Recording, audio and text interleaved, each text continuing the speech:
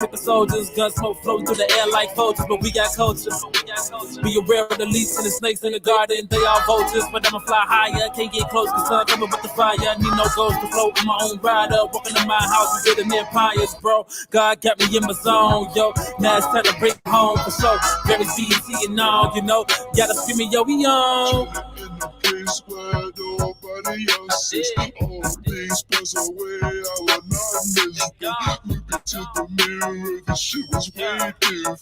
Lost in my reflection, man, I almost kissed it. Chilling in a place where nobody else is. All things pass away, I will not miss. Look into the mirror, the shit was way different. Lost in my reflection, man, I almost kissed it. Hey, yo, what's up? Almost. Welcome to the SOS Podcast, Friend of Society, the most honest hour and change of your day, once a week. We back to you live again at this particular time on this particular day. Hey, my name is Jock. I'm one of your hosts. This gentleman to my left, his name is he still treats y'all so wrong, so very wrong. And the other gentleman that normally here that ain't here right now, I don't know where the fuck he at, but he's somewhere. And we are 2/3 of the mighty SOS Podcast, or now 1/3. Now, what the fuck happened? That's just me. You just said hello. Now it's goodbye. Hello, goodbye. Hello, goodbye. Well, typically at this point in the show, I'll throw some of my co-hosts and I'll ask them how their weeks were. But guess we don't have any. So how was my week? You all say? Oh wait, hold on. There's a guy in here. Yeah. No, they're on you. What the fuck? Motherfucker. Hey, it's like we timed that. It's like we tried that, ain't it? Hey, my look, face looks way too goddamn shiny right now. Who, me? Mine. Oh. My face looks shiny as shit. Hey, it be what it be. How y'all interrupt my week? How y'all interrupt my week yet again, though? Where the fuck you found the Old Town, nigga? Nigga. Got a time machine. Nigga, what one stop in 1994 did you go to the back of to find that shit? Got a time machine. Oh shit. And that's strawberry kiwi. My time strawberry kiwi takes us to the past but a future somehow. So, takes us back to pops that don't exist no more with new flavors. That's the Tupac of sodas right there. Nigga, I ain't seen a goddamn Old Town in 20 years. Wait, what's the Tupac of sodas? Hold on. You don't remember that Dave Chappelle episode? I'm in the club right now. I wrote the shit a long time ago. I've never had an Old Town pop. You've had Old Town right thousands of times, but you ain't had one since '93 when they started. Okay, maybe. The Old Towns are before fucking Canfields. Yeah. Old Towns before Canfields, before Fagos, all that. Old Town was before it went Old Town, Vest, and then Wildwood. Yeah. I know Wildwood, I know Hollywood. Whatever the other one is, that's not Wildwood. It's two of them. Canfield and Wildwood, nigga. Is it Canfield? It's one of them that's called Hollywood something. It's a Holly something. Canfield, Wildwood, but it went from Old Town to Vest to Canfield. I mean to Wildwood to Canfield. Now it's Fago. Yes, I've been poor that long. Hey, look, you have a hell of a memory, sir. I do. Kudos to you. So before I was so rudely interrupted, I was going to talk about my week, but since you all are here, I'll pose this question to the room then, gentlemen. How are your weeks, sirs? Look, fuck this nigga week. I got a rant to get off early before I forget. I have experienced the whitest of all white privilege, right? Man, it's been a rough day today. We got a new intake today. White motherfucker. Rather jovial. Kind of remind me of Crockett's character from Django. Which one was Crockett? Tubbs was the black guy. From Django? No. Crockett was from Miami Vice. But I don't know his name from Django. Oh. He was in Django? Yeah, when he say treat him nice, that motherfucker was like a white person. No, hell no, not like a white person. Like that retarded boy up the block. What's his name? Greg. Treat him like Greg. Like Greg. That motherfucker. Okay, got you now. Don Johnson. Damn. Yep. I was going to say Don Nelson, but that's because I'm watching the Mavericks. But yeah, so Don Johnson.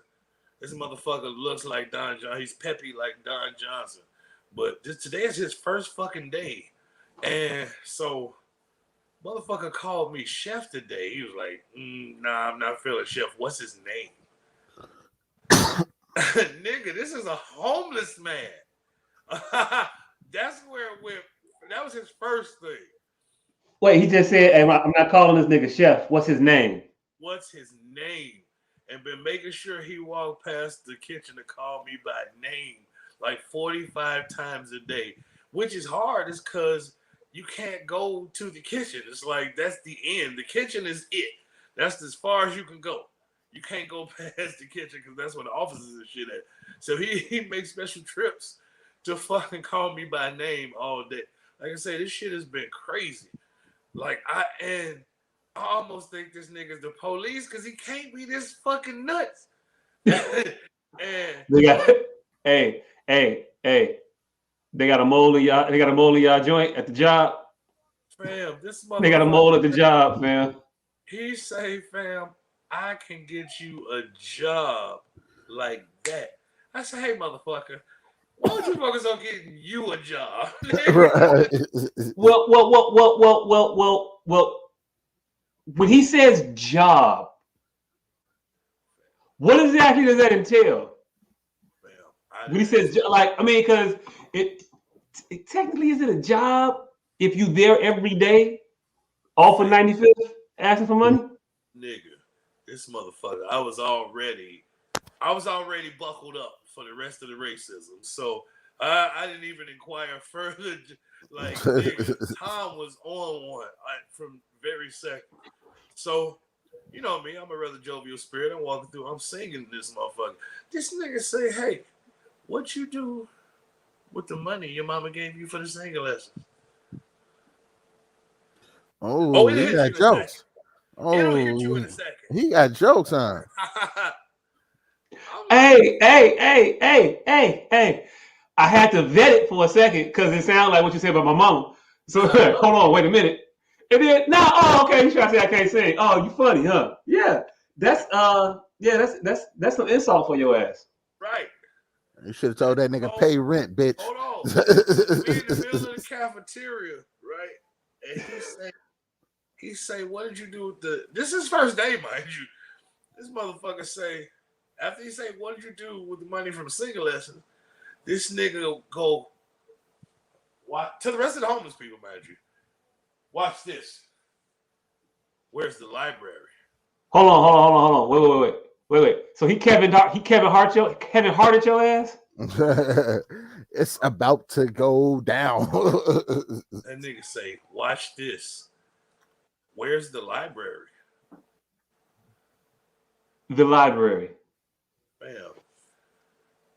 You mean the bathroom? No. He meant the local library. Oh, okay. I'm still in talk about a motherfucking mode because I thought that's what he probably did most of his reading. No. No, he was on his way to the local library. But his insinuation was, you happy singing nigga? I bet you don't know where the fuck the library is. This is a homeless man, sir. I'm at for all intents and purposes work. Sir. Homeless man. And you Hey, catching these jokes. Fam. Hey, I'm not gonna let a homeless man. man roast me, fam. I'm just not. I'm finna gun his ass. And it's gonna be bad for him. If he thought his life was bad before, wait till after I get done with this motherfucker. Fam, these weren't jokes. This was the manifestation of a years-long psychosis. This was privilege to the umpteenth fucking nigga. I am homeless, and you are beneath me in every facet.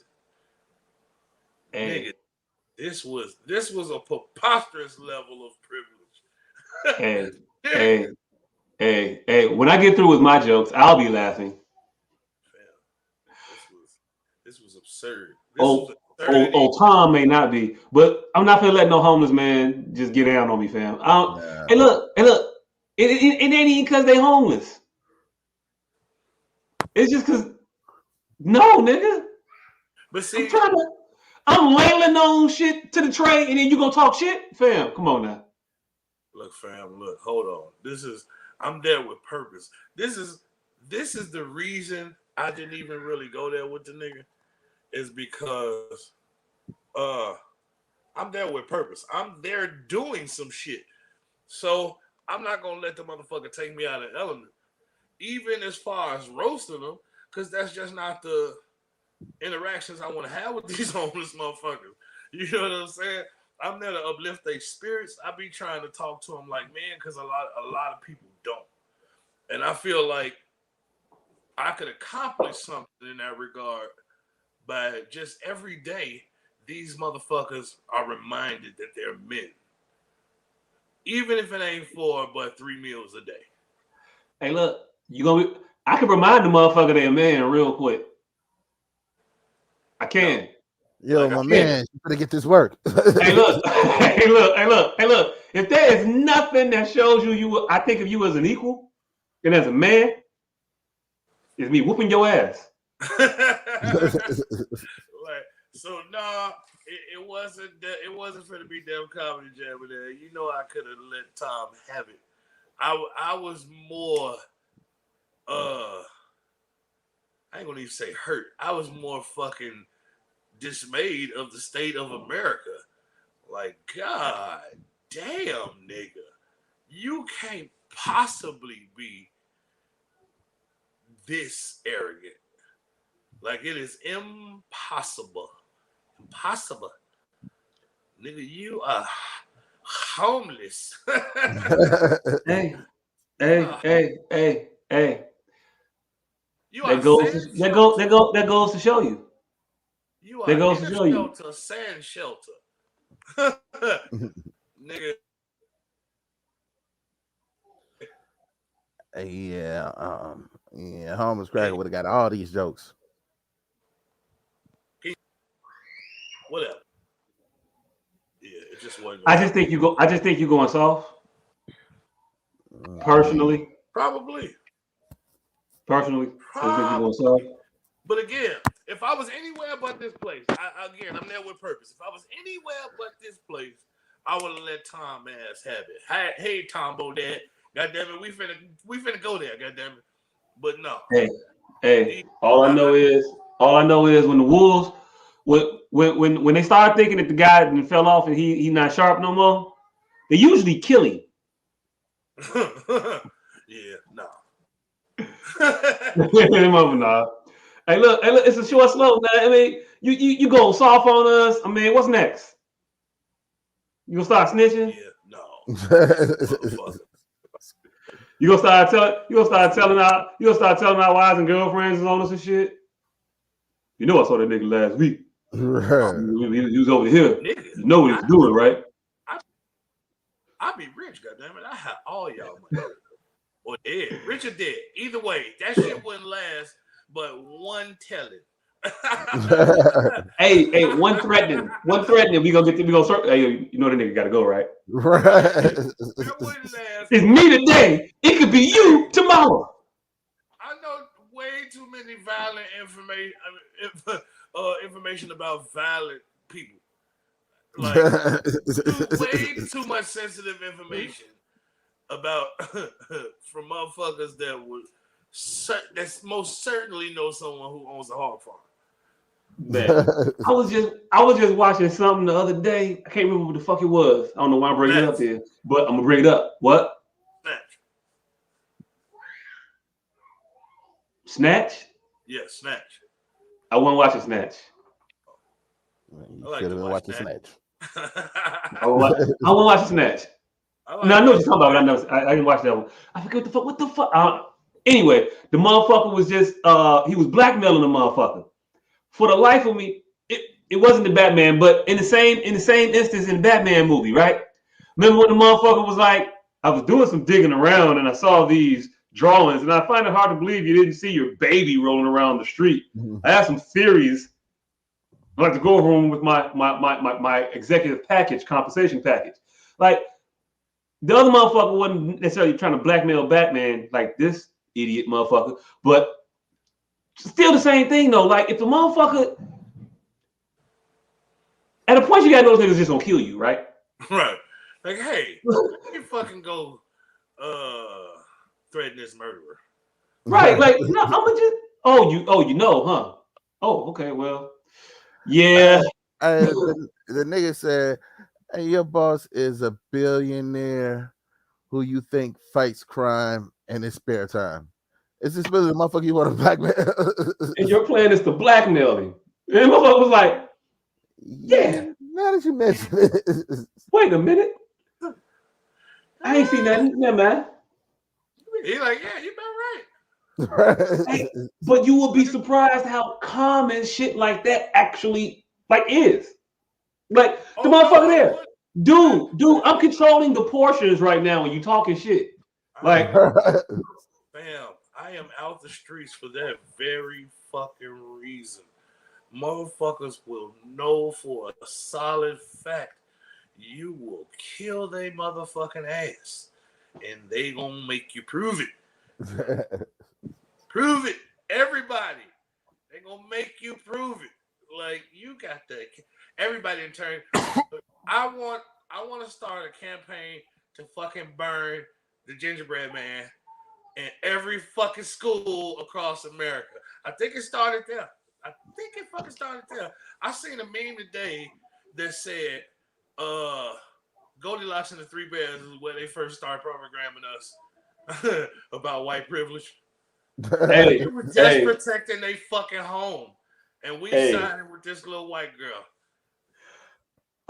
Tell you the truth, I don't remember the end of Goldilocks and Three Bears.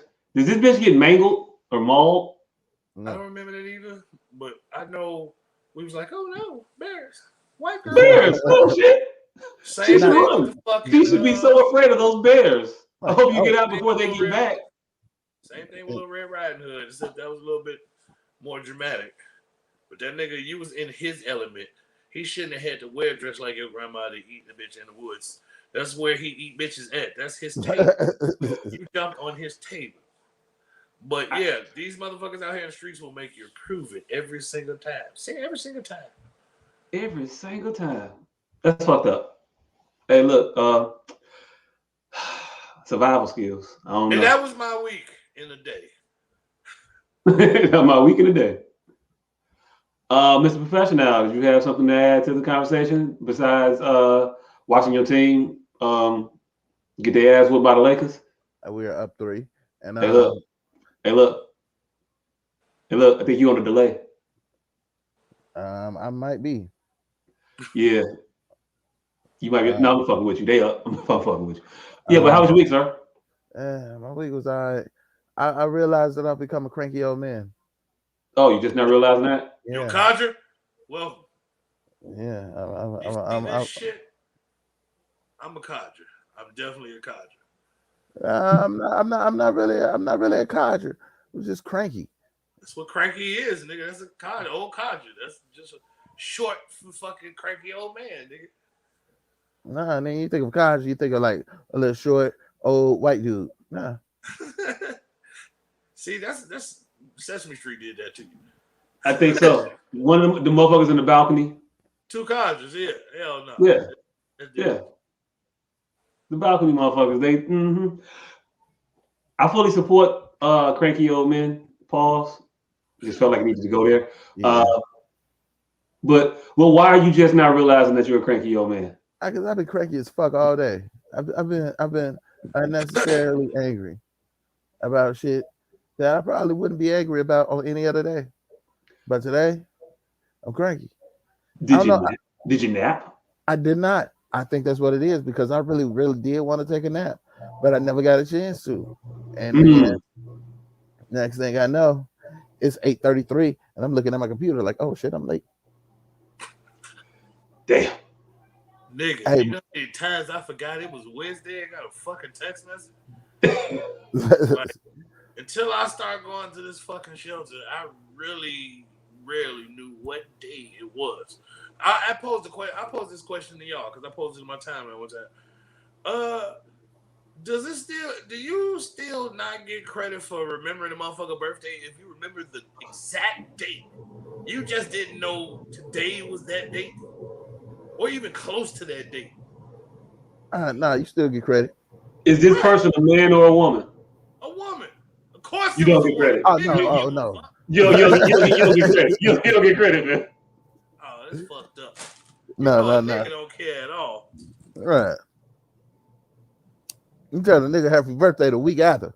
Hey, Nigga, I've happy been birthday, trying to nigga. figure out if your Appreciate birthday it. was on the 6th or the 8th every year for the last 27 years.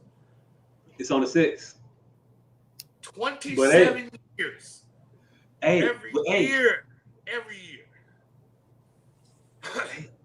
Hey, this nigga. Yeah, I remember your birthday because it's on the 1st of the month. This nigga. See, I make this shit easy. I remember your birthday when I see other people tell you happy birthday. Hey, Like, look. oh shit, it's that nigga birthday. Hey, look, that's how I am. I see other. I'm never the first to like. Hey, yo, it's such. Nah, and it's motherfuckers. I remember people's birthdays. Like I remember everybody's birthday in December. I just know them all. But come December, whatever date your birthday is, I just forgot it that day. I only remember your birthdays when I'm talking about December birthdays at that moment. But if your birthday is the 11th, yeah, nah, my bad. Oh shit, it was your happy birthday, man. Oh shit, yeah. Hold on, I got one even better for you. July, August, and September. I got friends' birthdays on the 16th, 17th, 18th, 19th, 20th, and 21st. Just in them months though. Jumbled the fuck up. Yeah, so you'll be on the roll like 15, happy birthday. 16, happy birthday, man. My birthday next month. Damn. 17, happy birthday. All right, cool. 18, hey, look, that's what your ass get for going first. We're like 18, happy birthday. Man, my birthday is in 2 months, nigga. Damn. 19, happy birthday. Man, my birthday is in March. You're like, oh, fuck this shit. Out. I'm out. Give me some tape. Hey, look, at this very moment, I looked up and I see that's Luka, right? With the black shirt on the bench. Yeah. Luther Vandross? He's a moron. Yeah. He is. He's a moron. Okay, so look, I'm going to describe it real quick and you get back to whatever the fuck week you was talking about, cranky old man. This motherfucker's on the bench in street clothes with the massager, the one massager thing with the little stick that pulses. He's putting it up to his eye to use it on his face eye area. I mean, that motherfucker's not bright, fam. I wouldn't be comfortable with him like leading my franchise for the foreseeable future. Hey, he was only doing it because Boban told him to. Oh shit! Did y'all check y'all email? What? Email for what? Did y'all check y'all emails, nigga? I got a fucking letter from Chicago. They need us. 11 of the 15 motherfuckers got the Rona. Goddamn it, they was letting anybody come fill in. Oh, the Bulls. Yeah. Oh. I got an email told me come in and try for point guard. I'm like, nigga, I'm 375 pounds. They're like, nigga, just clog the lane, nigga. Clog the lane. Like, motherfucker. Hey, look, all the Bulls is out with the COVID. Hey, this shit got so bad for the Bulls. Motherfuckers was like, hey, you know what? Y'all sit still for a couple of days. Y'all as a team isolate. they said, don't even worry about tonight, fam. Don't even worry about. Hey, look, Detroit was like, hey, Detroit turned into Kamala. Don't come. Do not come. Hey, do not come. No. The NBA was like, we could do basketball without y'all. Y'all just go ahead and chill for a couple of days. Yeah, I mean, at least he had like get a couple of them other people we know back, because you can't come in this with a whole G League team, fam. Hey, NBA roster is what, 15 players, including the injured motherfuckers. 10 motherfuckers got the Rona. 10. That means it was 10 motherfuckers who was not in the NBA 3 days ago that are not NBA players. Well, they would have been NBA players had they played. Hey, look, it was a good 4 of them that did get signed and played though one night. It was just the fact that this shit just kept knocking motherfuckers off. Like, you knew you was around that nigga. Well, mine came back. Oh, I ain't got it. Okay, well, cool. Yeah. And then tomorrow your shit gonna come back positive, motherfucker. Like, you knew you was with DeMar. You knew y'all was shooting dice. Well, you know, whatever that motherfucker had y'all doing, I already said he was a thug. That nigga gangster for real. Fucker. Who, DeMar DeRozan? Yeah. I don't think so. Hey, look, nah. You don't take pictures like that unless you meant that shit. Oh, no, I don't know what picture you speak of. I ain't no snitch. Anyway, man, so back to your week. You're cranky. You ain't taking no naps. You ain't eating. Get you some chicken. You go to Harold's today? I did not. I went to Harold's yesterday. That was good. Oh, yeah, yesterday was Tuesday. Today's Wednesday. Damn. Yeah. And I was good yesterday. Today, not so much. I've been cranky all day. I've been yelling at the kid. It's been rough. Well, yelling at the kid don't mean you're cranky. I mean, no, it was the reasons why I was yelling at the kid that makes me cranky. I mean, the reason that they there, I'm gonna yell at you. You here, and you awake, and now I can't see your mama like I want to because you're up. Nigga, why the fuck are you chewing so loud? Chew them chips quiet, nigga. Man. I almost said it.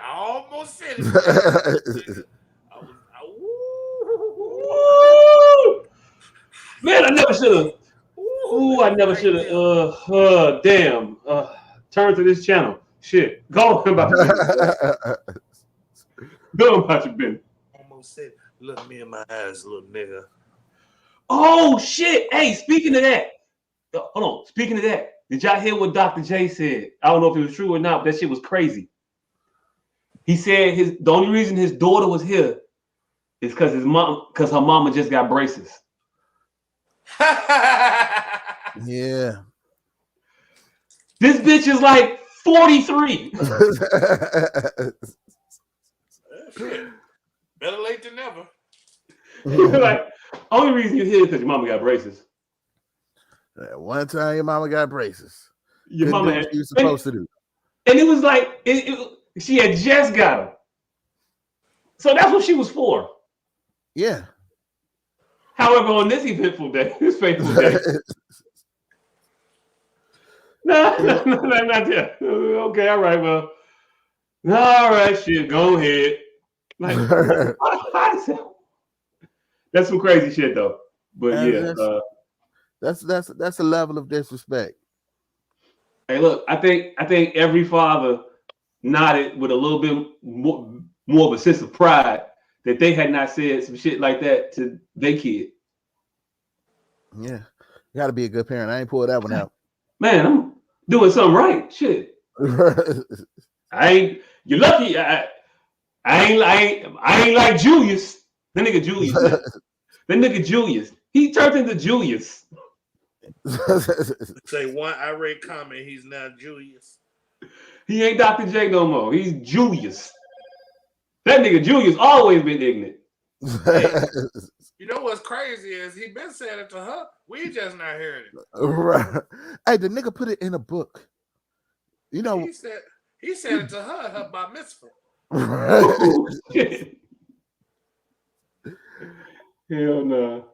He put it in a book so that it will forever be documented. Mm-mm. So I told the bitch on the 13th birthday that the only reason you here because your mama had braces. And you know the reason only was on my mind because I had to put up braces in. Right. Getting your braces early, baby, so you won't have these problems. Like, I don't know. Look at that. How is that? I'm glad I don't have no daughters. Nigga. I'm so glad because I say the worst shit. Period. I do. Anyway, back to you, badass kids. Is that your week? Is just you coming to the terms of you just being old? Yeah. That's it. Did you holler get out my grass? I didn't. Hey. I haven't hollered it, but I definitely felt it. Yeah. I mean, sometimes when you right after you done edge it up and you got everything swept up all nice and shit, and you see kids running around and you like, ugh, I ain't say it, but I definitely fuck off my grass. I just cut this shit. You ain't see me out here for the last 3. You know what's crazy? Boy, you'll take your ass from your house. Like, yeah, I did that. Yeah. Hey, you know what's crazy? In my mind, though. You probably have to work up to a full irate get off my grass, but you do kind of think pleasant ways to try to tell motherfuckers shit like that. Like, could you scoot up a little bit? Yeah, I've tried to think of ways to tell motherfuckers to get shit up off the ground that I just saw them drop. Like, how do I not sound so authoritative? I'm in that stage. Like, I'm telling people to pick it up, but I don't want to come across the wrong way because I'll still shoot if they come back the wrong way. How you tell a motherfucker to wrangle their badass kids? Oh, that's one too. Like I said, we at that age where we are. That shit is building. Now I know them old men didn't start out like that. They started out Hey, look. They be sitting at functions like. Hey, look. So my week, right? Today was family. Hold on. Hey, No, just this part because it got so much to do with what we're talking about right now. No. Hey, nigga, how was your week? Oh, appreciate it. Thank you for asking, sir. Thank you for asking. I was gonna go back, but I just feel so special now. It's been nice. I'll go backwards from today. Family picture day. We went to the J.C. Penney. Oh. Yeah.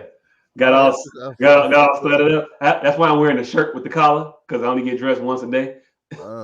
Yeah. So went there for picture day. Did a fabulous rush job. It was the quickest photo shoot ever. That shit they get you in and the fuck out, except for the actually like out part. They like take your shit and then wait around for a while we figure it out. So that's what we were in the little waiting area at the J.C. Penney in the basement of the Orland Park Mall. Y'all went to Orland and not the River Oaks. Yeah, we went to Orland, not River Oaks. Hey, look. I'm glad we didn't go to River Oaks. Although, no, I'm glad because Orland was turned the fuck up. It was fucked up. I'm never going back to J.C. Penney to get pictures again. Period. No, never. So we there, right? We in the little waiting area. Not too many people there. It was one chick there. She got like 6 kids by herself for the family photos. So that's fucked up. But hey, sorry, ma'am. Here's what it is. But they was all matching sweatered up and shit. And she was like, "Oh my God, y'all so cute. I like the way y'all look so nice." Awkward. Cause like, okay, well, thank you. And y'all look good too. Y'all nice. But I wasn't never planning on saying that, even though they did look nice. The motherfuckers was matching and shit. They had all kinds of sweaters. They was playing nice, good family photos and shit. You know what I'm saying? So we sit down, pull out iPads because we gotta wait and shit like that. So the kids is on their iPads and shit. I'm on the phone. I'm looking down, and then I don't even notice the shit happening. I just hear. It's just like, you know when bees is approaching, like the light hum just get louder? Yeah. This is how the fucking children were. It was just, and you just hear footsteps and shit. And then you don't see, you start to see less and less adults and like way more fucking kids. And then for some reason, the middle of the floor just turns into the fucking Chuck E. Cheese. They was throwing shit on the floor. They had little tops and shit. Motherfucker was just trying to spin top and just the worst spinning. It's like, if you're gonna play, at least play right. All right, flick the wrist. Flick the wrist. You just throwing that motherfucker on the floor. Just flicking the shit. It just scooting across the ceramic tiles of this motherfucker. Like, it's all bad. It's all bad. And then motherfuckers just getting louder and louder and louder. And then I look up and I notice it's not a hive of children. It's 4 little badass kids. It's a bunch of little kids down here, right? It's a family. It's a family. You say what?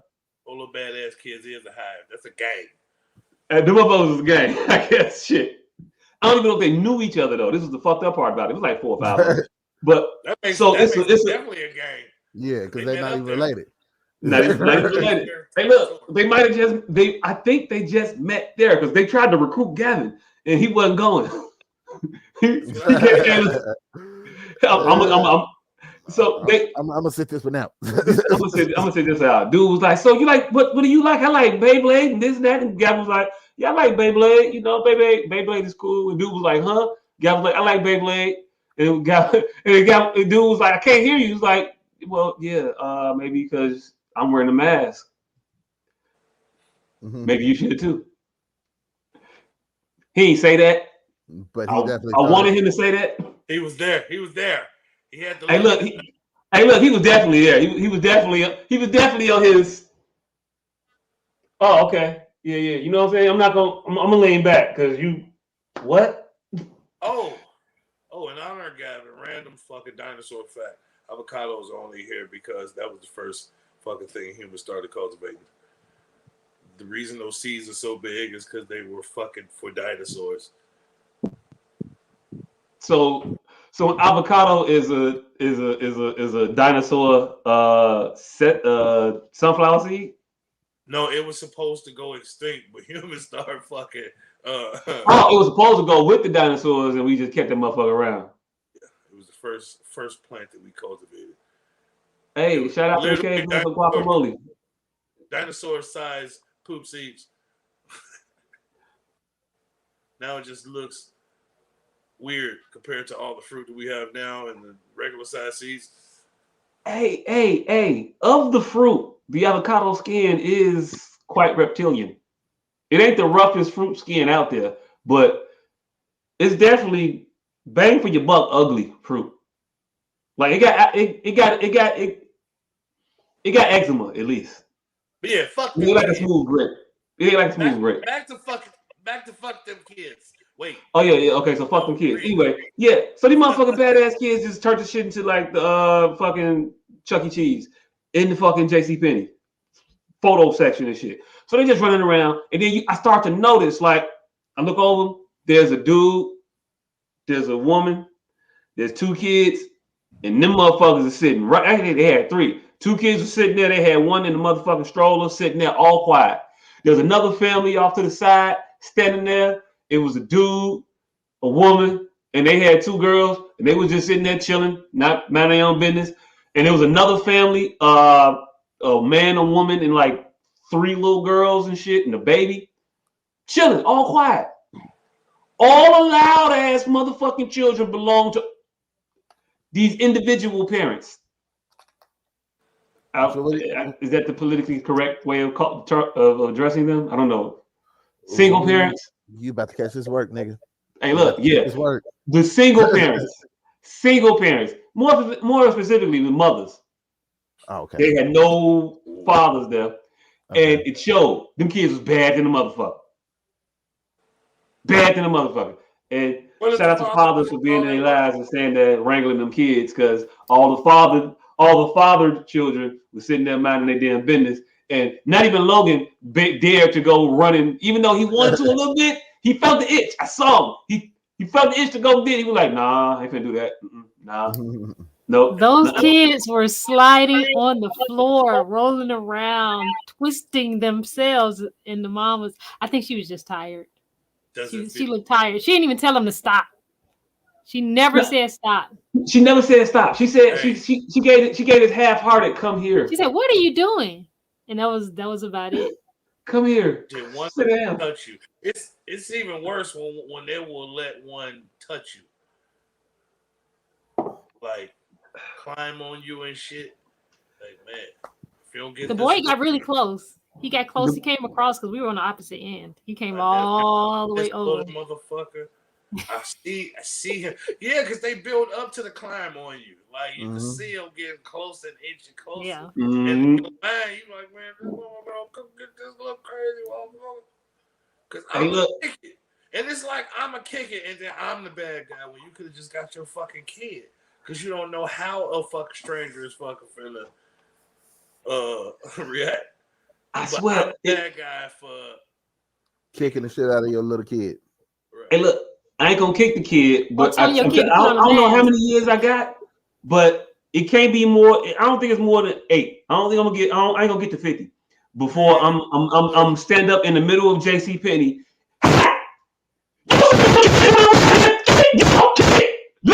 I'm gonna be that. I'm gonna do that. Other people. And I don't think I'm gonna be 50 when I do it. I just know it. Other people's children touching me creep me the fuck out. Like, weird me the fuck out. Like, so my response isn't necessarily out of angst. Biological. Like, oh, get the fuck away. Don't touch me, you little motherfucker. Like, it makes my skin crawl. Other people's children make my fucking skin crawl. Hey, what you think other people's kids, they writing boogers on you? No, I don't know. I can't figure it out. But ugly kids especially. Like, it's like you can tolerate a little cute kid like okay, little kid, go. Ugly motherfucker. You don't get your little ugly ass away from me. That's why I always appreciate a little personable kid. Like a little kid that you just can't help but like. Oh, you got some personality. I like that little kid Jim. Hey, keep being that little motherfucker. My little cousin was like that. When they brought that little nigga around, I'm like, oh shit, here's somebody's kid. But that little nigga was so personable, you just couldn't help but like him. And then he turned into a poor sportsman. I used to try to coach him like, oh nigga, you ain't got the point in people's faces when you dunk on them. You just little nigga. Like he was good at sports real early. He used to grown motherfuckers ass in basketball early. You gotta point in people's faces when you do that, fam. No. One of the greatest highlights in the NBA history ever will always be Sean Kemp pointing that old boy. He dunked on him. Larry. That was Chris Gatlin. It's Chris Gatlin. Fam, it was this one. That was hilarious. Nigga, it was this one Thanksgiving. I swear for Jesus Christ that my family could be some fucking skit. It was one Thanksgiving, and you know everybody always want to go out to that family. Well, I don't. Y'all might not know, but the poor people. Everybody thinks that at people's house, like in Crete or Olympia Fields or Moni or so out there, everybody want to go to their house for the holidays. It's the split levelness of the house. Yeah. The split level houses, when you come in, shit. Oh shit. That shot down, you got a downstairs. I can see it too. Man. It's not got carpet. Downstairs that's still kind of upstairs a little bit. Yeah, people want to go to that house. In those houses, usually when those houses are fresh from the ghetto, they do money. You know what I'm saying? They just start managing like a Home Depot or something. They do money. It's always a basketball rim at those houses, right? Indeed, it Three-car is. garage. It's Thanksgiving. My whole entire family is there. This little nigga is there. At the time, he's 12. He's 12. These niggas ain't got drunk yet either, by the way. He's pushing them to the limit. Like, niggas is taking their shirt off. And he's a little 12. He's like, his father. Oh, so he ain't even like one of them 6'10", 12-year-olds. No, his father was 5'5". His mother was 4'11". This motherfucker is just outskilling their ass. He was out there busting their ass like Baller's Life tape, nigga, making these grown ass. Some of them who were very good basketball players. He got them calling real calls on a slanted driveway on Thanksgiving on a 12-year-old, nigga. No, that was 3 seconds right there. That was 3 seconds. 3 seconds. 3 second violation right there. On a 12-year-old, and these is grown ass men and shirt off, nigga, in November. He pushing these little niggas to the limit. Pushing them to the limit. Hey, speaking of limits, your other co-host over there is having a little moment right now. He can't believe that guy went in. He might be ready for that pun. Damn. He might be ready for that pun right now. Tell nigga how to be a better winner because he was just out there embarrassing them nigga. Hey, look. It was little Alex Caruso Jr. I'm not learning that white boy name. Yeah, the little shit was funny because he was just like, you know how when a nigga who shot you should have blocked, not only do we get it off, but it hit. Yeah. Like this little nigga is like 4'10". And it's bad because you swing at it thinking you're gonna hit it, but you miss it. But so you over because you can't stop this. You can't stop the swat. It's just gonna go all over the wow. Damn. You know, have you ever seen a little nigga like roll a super tall nigga but kind of put his butt in his chest so he can't get to the ball when he rolled? Shorty did that shit to one of my uncles, nigga. 12, mind you. He walked right to the little nigga. Because especially once he hit the shot, Shorty come, you know how like you hit the shot and you keep running around the hoop, but jogging and then come back around jogging. And the old man was sitting there huffing and puffing. He said, it's going to be okay. It's going to be okay. And kept going. Tell that little nigga, hey, you know Christmas coming up, right? Damn. It was one of the uncles that don't, it's Thanksgiving, nigga. You know everybody there. So, right, that's what I'm telling you. You know Christmas coming up, motherfucker. So you gonna dunk on him on Christmas, nigga? Nah. Face around him, mother. Look, we gotta play football. You play football for Christmas, nigga. Tackle the shit out of him. I was talking about the threat of withholding of presents. I thought so, and then because that's what I kind of responded to. He was like, "No, Christmas." So I changed it up. I was like, "No, nigga, he is one of them motherfuckers ain't never gonna see again. Wasn't no threat of a present being taken." Oh well, hey, look, catch his ass whooping, nigga. I thought that's where he was going first. That was my first response, and then he was like, "No, Christmas." Christmas. Oh, he gonna dunk on him. Oh, he gonna come back and play him again. The baby can't have Christmas. Yep. He got booty bumped by a 12-year-old. You better not ever fucking come there. He got excommunicated from our family, nigga. I need to see trial for the Bulls.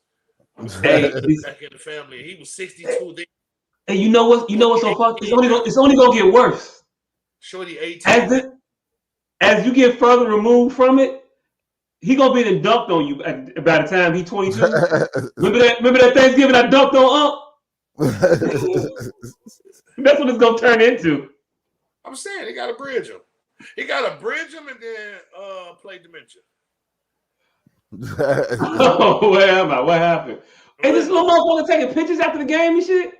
Oh, what happened? Reeves. Somebody else Reeves. Alex Caruso Jr. is taking fan pictures because he hit a game winner. These motherfuckers is a. I'm mad that little punk ass shot just cost me $150. Hey, look, that's fucked up. But why you bet $150 on that bum ass team?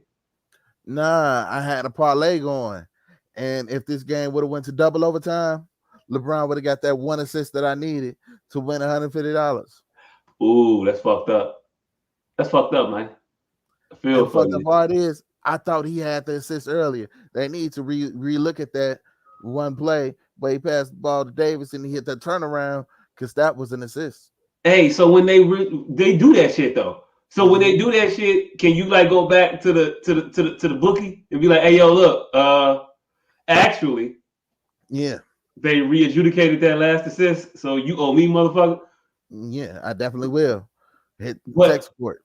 but sometimes that ruling comes out like a week later. Oh, nigga, I remember I lost this by one assist, nigga. Yeah, No but the matter what. bookie is but after the bookie's been paid, can the bookie then be, reapproached for a refund? Oh yeah, you gotta come off that. I do all my gambling through the phone, so I will definitely hit tech support. Oh, you gonna hit tech support? Okay. Yeah. You don't. Okay, so you don't got a bookie. You got a bookie. Hey, look, still though, try to take my business elsewhere. Shit with them. See how that works out for you. Hey, it will work very well because shit, I got 3 other apps that I do that I gamble Take my on. business. All right, nigga, go ahead. No. But anyway, yeah, that was my day today. Working backwards. My Sunday was my Sunday was better than your Wednesday. We went to overtime as well, and we ended up pulling that out. I was a little bit more invested in the game than I normally am. I had on some first time wear gear. You gotta test it out. Yeah, See and I ain't want see how it works. Hey, look, it was gonna be mad awkward when I didn't wear that shit no more ever. Had they lost. It'd be like, yeah, I understand. It'd be like that. So that was my Sunday. Fast forward to my my beginning of the week, my Monday. That was pretty good. No, was it Monday? When did I turn 40? Shit. You turned 40 a week ago, nigga. So we did that on the show? Yeah, we did that last week. I told y'all what I got? Nah, you didn't tell us what you got, but you actually you did. You said you got the 49ers, whatnot? Yeah, the 49ers good. So I ain't got to go back. But yeah, it'd have been real awkward if I never wore none of that shit ever again. I know I told y'all that part. But yeah, it'd have been really, really awkward if I never wore that because it was all birthday gifts and shit. And I was really happy about receiving it. However, yeah, I probably would never wear none of that shit ever again. Nah, you'd wore it all season only. Hey, look, I barely wear paraphernalia during the off season. So yeah, if it loses the first time I wear the shit, it's bad sign, bad omen. And I was worried because motherfucker went to overtime, up 14 in the fourth quarter, and I got flashbacks of Super Bowls past, so I ain't never comfortable with no lead. So yeah, I was worried. I was worried a little bit. Just a little bit. But that was cool. Also got that big ass couch that was down here, out of here. Oh, you got rid of the couch, nigga? Yeah. You can give things to people when they get a place and they getting furniture together and shit like that. So everybody get the furniture together. But it's just I need to get furniture out of my shit. So hey, here you go. Need a table, need chairs. 2 birds with one stone. Like a motherfucker. Took us way longer than it should have to get the motherfucking couch out the door. It took longer to get out than you think it took to get in. It took a minute to get in, but it got in so long ago. I forgot exactly how to get it out because it got to go out in a very specific kind of way. Yeah. Hey, look, when we figured out how to get it out, it took 3 minutes. But to figure out the 3 minutes, it took a couple hours. it took all of halftime in the third quarter. Oh shit. Yeah. So y'all was doing this during the game? Oh yeah. Motherfuckers came over and interrupted my whole shit. I had the red lights going. I had my robe on and shit. I had all my paraphernalia on. I was in my own element here. I was watching my team and we was winning. I was feeling good. nigga, you better than me, cause nigga, it's rare that I do anything on a Sunday, let alone on a Sunday during football time, let alone on a Sunday during the football time where my team is playing. Hey, that let you know how bad I want this couch out this motherfucker. That you was willing to risk your team's season to get this couch out the crib, because you I know was. if y'all had lost this week, season was over. Oh, it would have been over with. It would have been over with. But they called me and I was like, well, y'all can come get this motherfucker. Y'all come get it. I had every intention of this opening the door and letting them figure the shit out while I watched the TV. Yeah, And I guess because it was halftime and I got started. yeah, you couldn't stop once you committed. Yeah, once I was committed, it was the motherfucker is going. Damn it, it's leaving. And then they was acting like they couldn't get it. And they're like, y'all gonna figure this shit out. Let me see. Hold on. Let me get over there. Put your hand down. Now pivot. I said pivot. That's how it goes. When you moving some shit, it be a wall there. You like move. You got any more room? You got any more room? Give it a little bit. No, it's on the wall. You can't push it no more. When you push it, got a little bend in it. Sometimes it'll flex a little bit. Right. I let your side down. Right. It's on the floor. So you can't get no lower. What you saying? Yeah. You ask all the dumb questions, moving some shit that you don't want to move. Yeah. Is you got your end up? Yeah, nigga, you can see it. All right, you ready? All right, okay, all right. Let's go. On 3. Is it 1, 2, 3 go or 1, 2, 3 go? On 3, nigga. It's on 3. And then you don't even count. I say on 3 all the time. I never count to 3. I'll be like, all right, ready, go. Hey, look, I can say retarded because I'm slightly retarded. It's like I can say the N-word because, my great-great-grandmother was black. Right? Yeah. Yeah. I say on 3 all the time, and I'll be like, all right, ready, set, go. But everybody gets it. Everybody gets it. When you say, because you don't have to use the numbers, you can say on 3, wow, and once you hear that third sound, it's go time. Hey, look, yeah, technically, yeah. I mean, I do handle that shit like I'm hiking the ball. One, the snap count. So yeah, I guess. Hey, look, it works out. But yeah, I never count to 3. Never.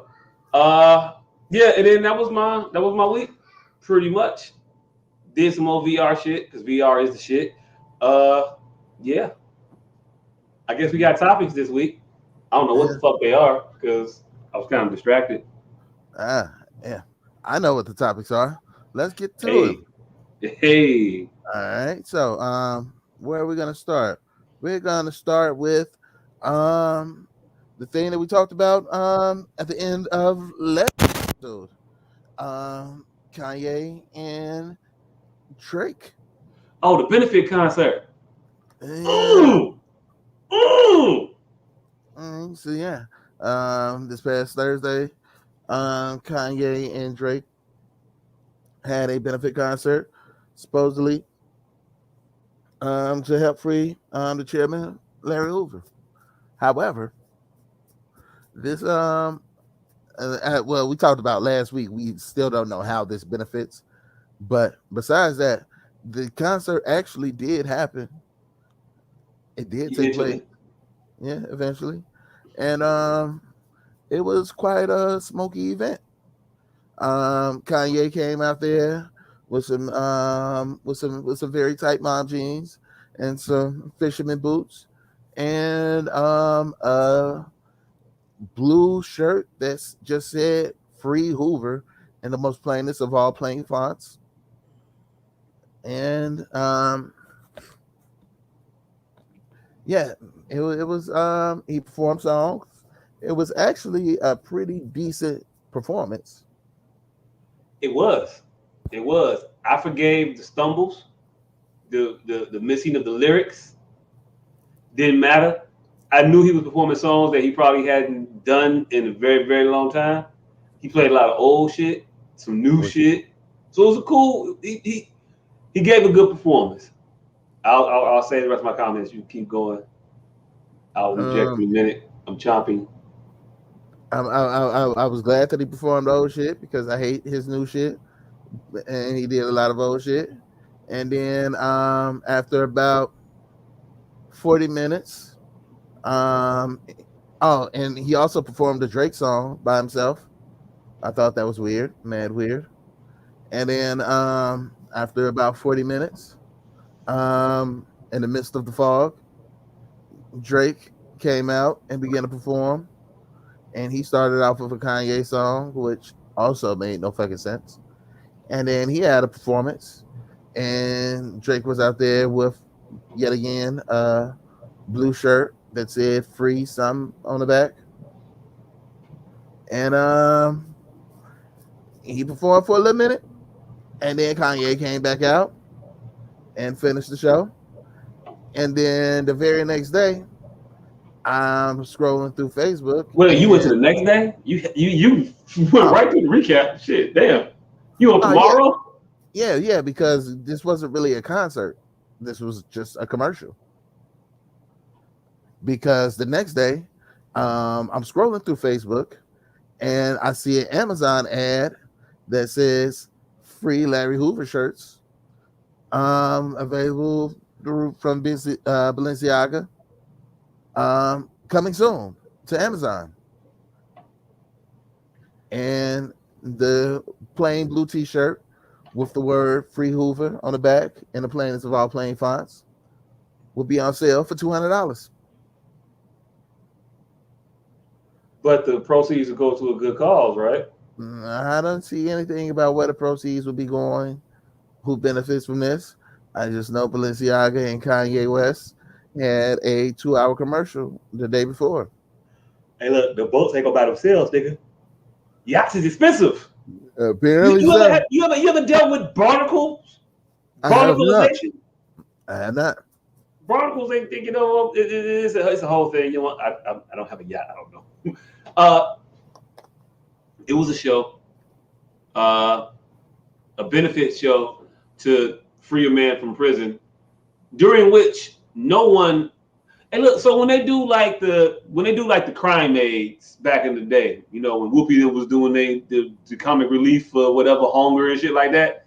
When Hillman ran the telethon to save the children's center, in between Dwayne act and when Keanu was doing her shit and Whitney was doing her shit with the Josephine Baker, they said, "Hey, look, to support the kids, we want y'all to go out. We want y'all to do this. This is what the cause is for. This is how we be spending the fund." They gave you information throughout that particular program. I watched the entirety of the concert. I didn't hear them say not one time the reason they was doing the motherfucker, what any of us can do to help with the goal of the purpose of the concert. None of that shit. It was just some songs, and we out. Now, as for the show itself, as it being just a show, aside from a benefit concert, they fucked up the benefit side of the concert.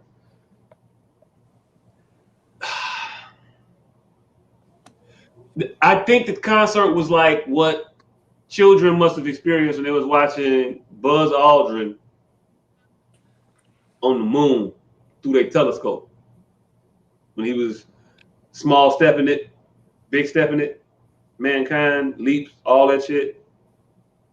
You know? It looked like you just seeing a motherfucker through a telescope rather, through smoke, performing in a crater on the moon. Alone. Just alone. There's certain acts that can stand on the stage by themselves and do it. Michael Jackson, Whitney Houston, DMX. I don't know who else. Not saying that's the whole list.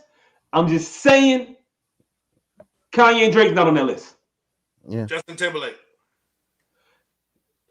Nah. Nah.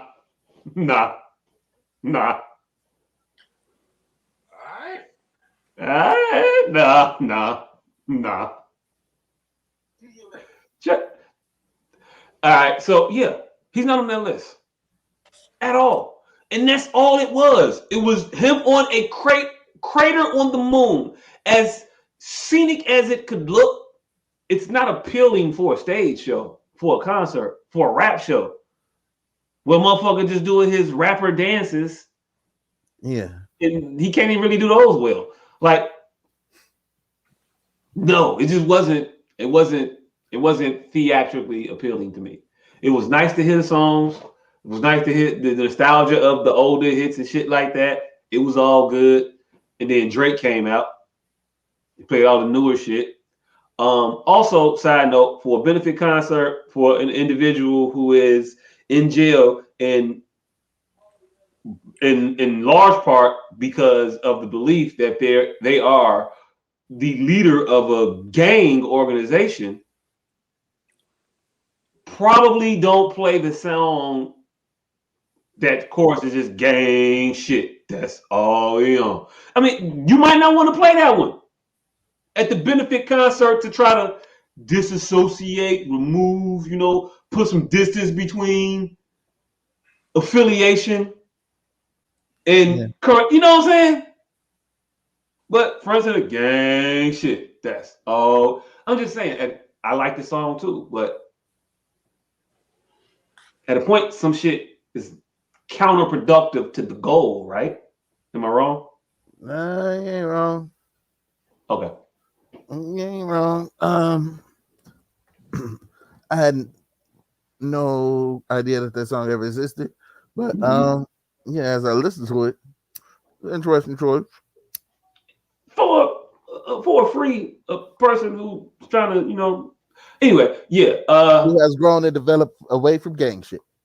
That part. Hey, look, gang shit. We've learned more from our mistakes than we have, and we've changed our ways, and that's what we're currently abiding by now. I mean, it's a fucked up chorus. I grant you. I get it. But probably more useful to help try to get this nigga out of jail. Yeah. If that's what we on. I will say this positive though. I really prefer to hear Drake sing Kanye songs than to hear Kanye sing Kanye songs. Yeah. I don't know. I thought they were both pretty horrible renditions of pretty horrible songs. Hey, look. Neither one of them can sing, but it's definitely levels to not singing. No. It's definitely levels. It's just the not singing. There's levels to it because Kanye is definitely on a whole other level than Drake. Drake is. I heard 24 hours. The 24 hours. I did not want to hear Kanye sing that song. It was tolerable with Drake. I like the song on the album, and it's cool with Kanye doing on the album. I'm fine with that. But in person, just to hear you struggle through pitch and keys and modulation and breath, nah, fam, don't. You're fine. You're fine with listening to that on an album, though. I mean, because it's produced. It sounds better than when he does it live. It's just horrible. I can forgive some shit when it's produced well. They put a little magic on it. But I will say this. This is why I thought the show was so bad, because it had the opportunity to be so fucking good. You got a choir that you burn out 27 minutes. They sang 27 minutes in the fucking dark. We just saw shadows on risers just singing shit. It's just shapes of shit. But they sounded great. You got all these choir songs, all these songs with singing. You have all these singers there. Why not let them do the singing shit to make the show an actual show like that was good? And what was he trying to sing? Everything he sings on. The Beyond shit. all that shit that he sings. You know, the 808s of Heartbreak, Kanye vibe, where he, ooh, run away. That was on My Dark Twisted Fantasy, but still singing on that shit. Run away. It just sounds bad. He has a choir there and could have just did that.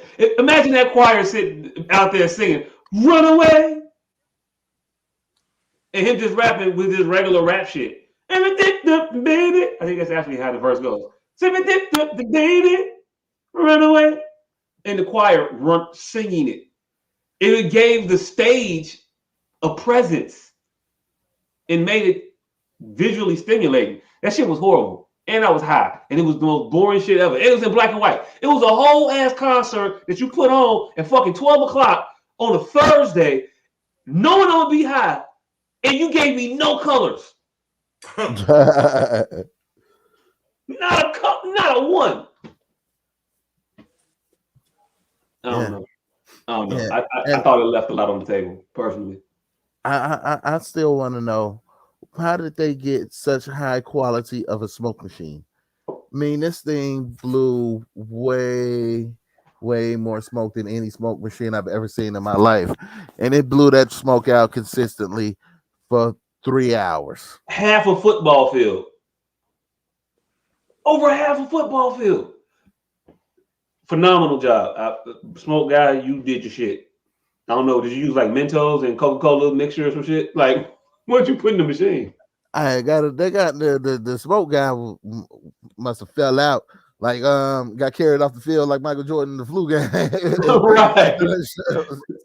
that motherfucker deserves a standing ovation. That nigga was on his shit that night. Maestro with the smoke. Right. And motherfucker ain't gonna tell you. I know guys like that. He ain't gonna say what the fuck is in that solution that he making all this smoke with. Like he doing something to the shit that you just buy. Yeah. Out the theatrical rights supplies catalog. It don't come like that. It don't do that. He putting pine sol in it or something. That definitely that wasn't no regular smoke. Right. So takeaways from the Kanye Drake concert. Shout out to the Fall Guy. Next time do a show that you taping, think about the people that you taping it for. It was a big, and also it's a big ass commercial for people to overspend on some bullshit. Because I've seen the prices for this merchandise, and I've seen the quality of this merchandise. It just don't fit. Hey, look, at $200, I don't know what I would want the t-shirt to do, but I know I need to do more than what they currently do. Like this nigga is charging like $160 for a pair of $10 ass pants with the words "Free Hoover" and the most Times Roman numeral times New Roman font he could find on Microsoft Word. Mm-hmm. All I know is if you want that for a hoodie, it better do more than just say free. I mean, Tony Stark had a hoodie and he pulled the strings and the whole like Iron Man suit came out. So if you ain't somewhere along them lines for my $300, then I'm not finna fuck with you. These are my expectations. I'm unreasonable. Shit, for $300, that ain't unreasonable to me. Oh, not at all. But yeah. And I'm still gonna kind of think about it for pause on it for a second. Oh, I'm gonna ask you for it. This all you can do, my man. My man. For $300, they better actually free Hoover. Right. Man, that nigga better get more than 20. He better get more than one. Right. For this price of this shirt, I should be at least purchasing like at least 15 extra minutes for Hoover outside. Right. You know, shit like Ethiopian kids. For $1 a day, you can get him 3 minutes in the sun. I don't know. I think it is. I will say this, and then we can move on from it. I will say this. I think that his treatment in jail currently is inhumane. And there's no conceivable reason why a person should be locked away from any contact this amount of time and away from human contact for 23 hours a day. I heard that they rotate their guards in and out, so you can't build a rapport with the guards. Yep. Like the level of thought behind that. I don't want. It's the guard, fam. You don't want me getting too familiar with the guard. I want to know his name. That's too much of a semblance of a human contact for me to know the guard's name. No. What? Too dangerous? Yeah. How so? What they're saying is that with a simple first and last name, he can have their families killed for perks. That's what they're saying. That's what they're postulating. He's so powerful of a human being that with just a name and an employment, he can have their families hunted down. He can find them, their families. So they rotate the guards, so you never know what guard is coming. So it's useless unless you go find all of their families. Hey, look, can I just say this? That's the dumbest fucking reason. And I know it ain't your reason, it's their reason. It's the dumbest fucking reason because it's so easily circumventable. So nobody knows what guards is gonna be here. Because it's a motherfucker that do the scheduling, and I'm pretty sure we could find out who do the scheduling. If I want to put pressure on somebody, I ain't gotta find out that motherfucker. I know the co-workers. I can put pressure on them to tell me who's on that particular detail, who's in the rotation. And then when your rotation come up, fam, I'm leaning on you now to give me information. And then when time comes, when you get pulled in to go see who, this is what you take them. This is what you give them, and this is what we doing. It's too easily defeatable. Back to the why is you extorting this motherfucker when you know he just gonna kill you? It's the same logic behind that. We're gonna do this for what? It's only to be inhumane. Because it's not to stop him from doing what you just said, to pressure the guards or to get some illicit advantage against them, because that's still easily achievable. These motherfuckers not coming in there wearing black hoods and nobody. It's not like the executioners back in the day where they wore that shit. Nobody knew who the fuck they was. Even though that's Bob. Bob, the only 7-foot motherfucker in the town. Shit. So we know it's you, Bob. Everybody else in the town is here. Where's Bob? Oh shit. Bob around the execution time, Bob always seems to disappear.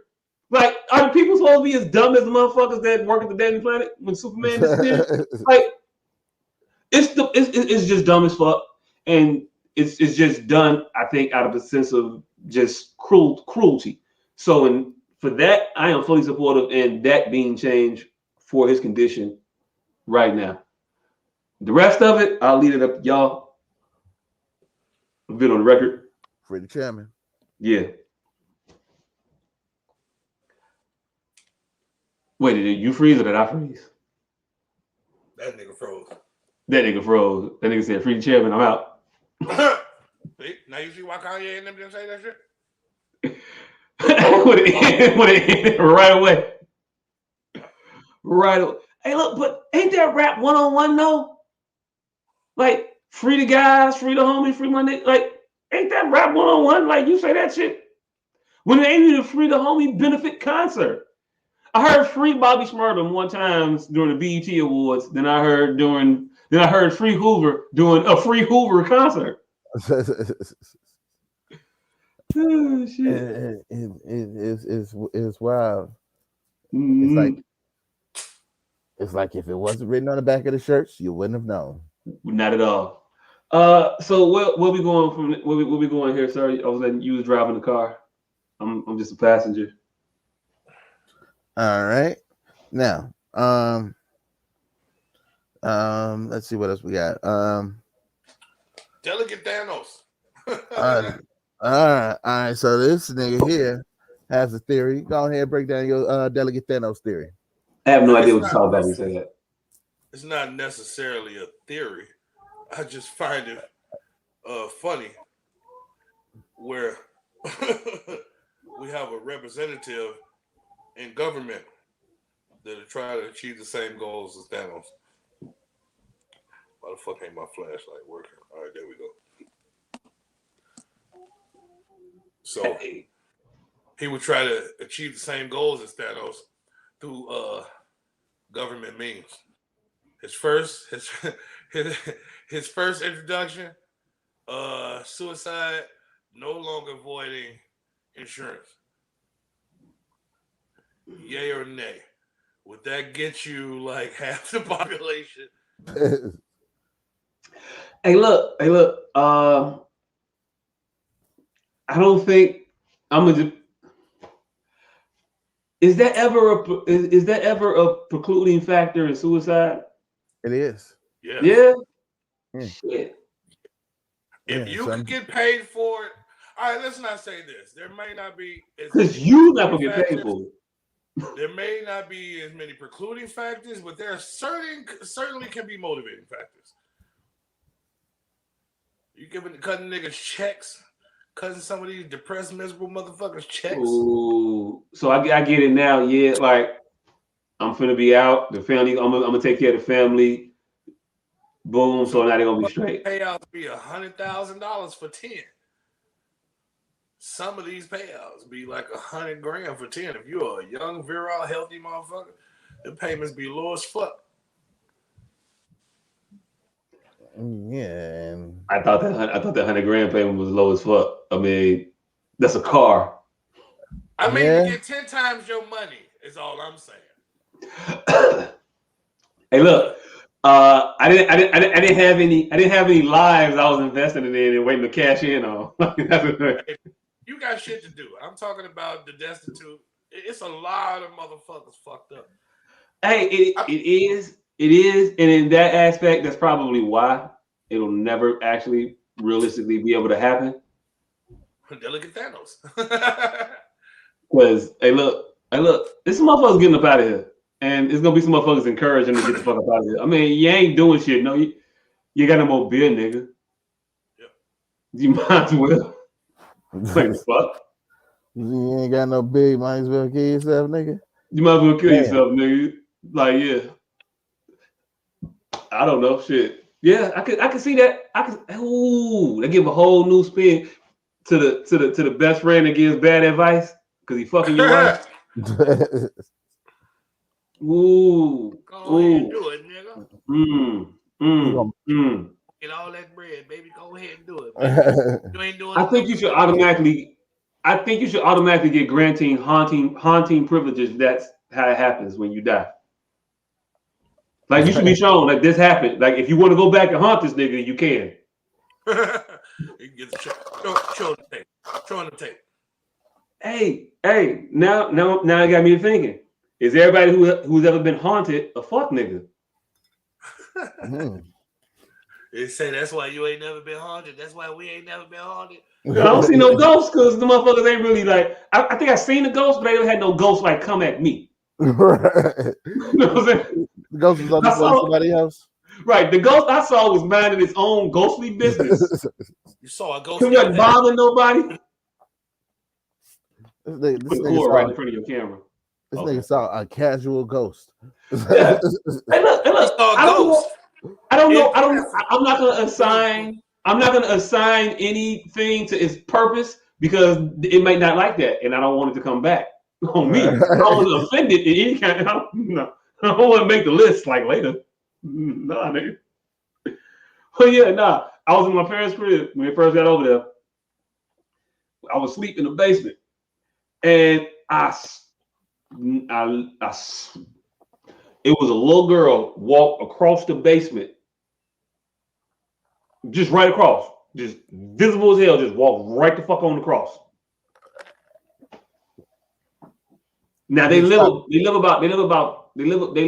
couple blocks away from a cemetery too. On the other side of that park is a cemetery. Well, damn. She was headed towards the cemetery. I don't know if she was going there to like, you know, it was a party or some shit. Like they finna go kick it. Like I don't know what's going on. Like 3, 4, 11, some shit. I don't know how ghosts work, but I gotta cut some shit, man. 10:58. They finna fuck it up. So I gotta go ahead and cut through. My bad. They I ain't mean to wake you up. They finna close the gates. You gotta get through. Hey, like a mother. You know, Peter be tripping. You miss curfew. Right. Street lights. Whatever the case may be, I don't know. But yeah, nah, that was definitely that definitely happened. So yeah, I gotta say I'm against the suicide being legal. Delegate Thanos. If that's your platform, I'm gonna have to vote against you. You're not for legalizing suicide? Nah, I'm for legalizing suicide. I'm not for insurance payouts of suicide unless it's specifically drawn out in the insurance policy. Is that for sale? I don't know. Oh yeah, we got something for sale. Not this one. That one ain't for sale though. No. Oh, but you got something like that for sale? Oh yes, his name is Fearless. Hey, wait a minute, hold on, Fearless. Yes. Like Cowboy Bebop? Coincidence, motherfucker. Oh, okay. Cowboy Bebop like a week later. Oh. Hey, no, we're not getting a dog at all. No, tuck that back into your. No, get that fuck out your head now. Tuck that back in.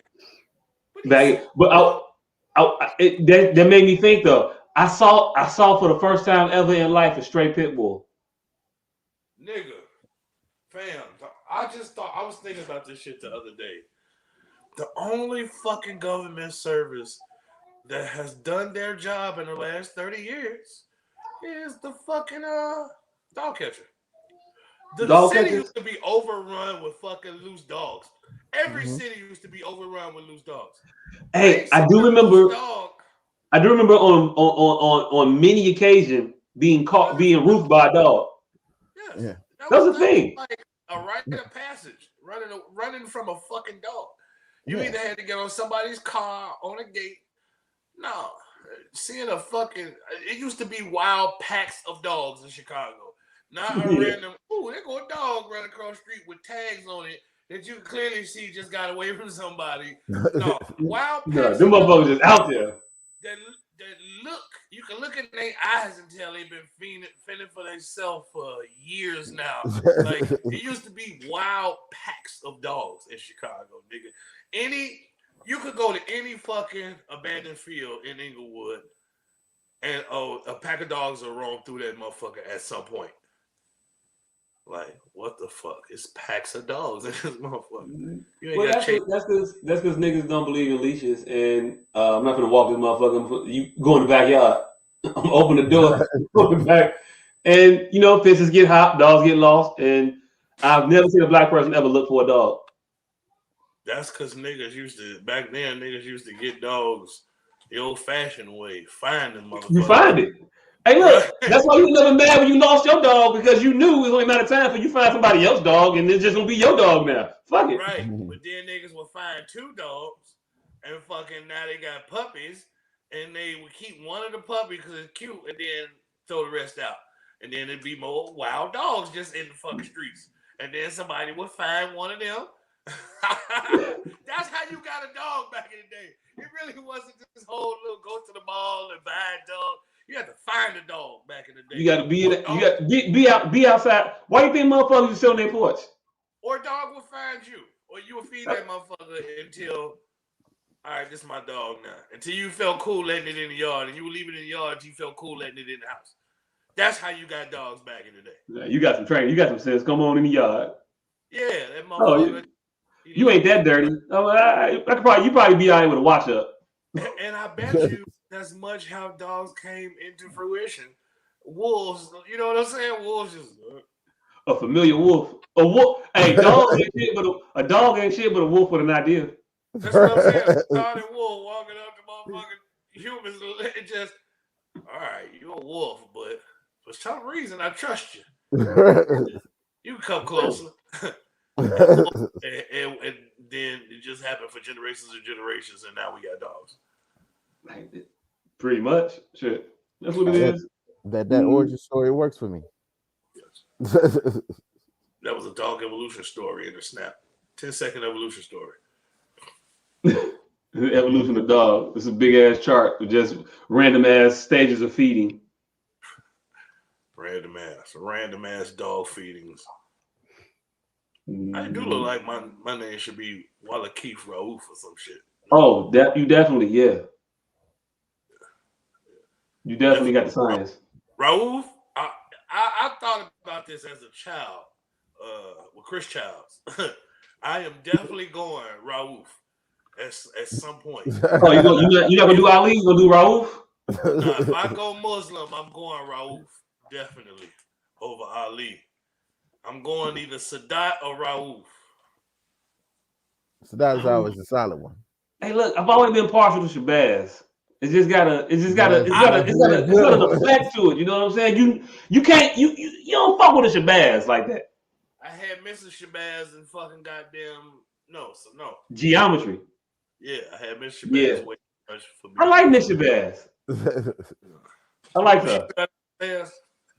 Broke a leg and shit. Somebody pushed her. Everybody was talking about somebody pushed her and shit. Hey, she was hobbling around that motherfucker for a little bit. I heard that somebody pushed the story. Yeah. Did somebody push her? That's what I heard, nigga. I doubt it. Because nobody went to jail. That would have been the bigger story after the pushing. The jail story. Oh, she was definitely pressing charges. Yeah, you know what I'm saying? So as kids, this is how rumors get started. And then just has adult logic ever kicked in to you?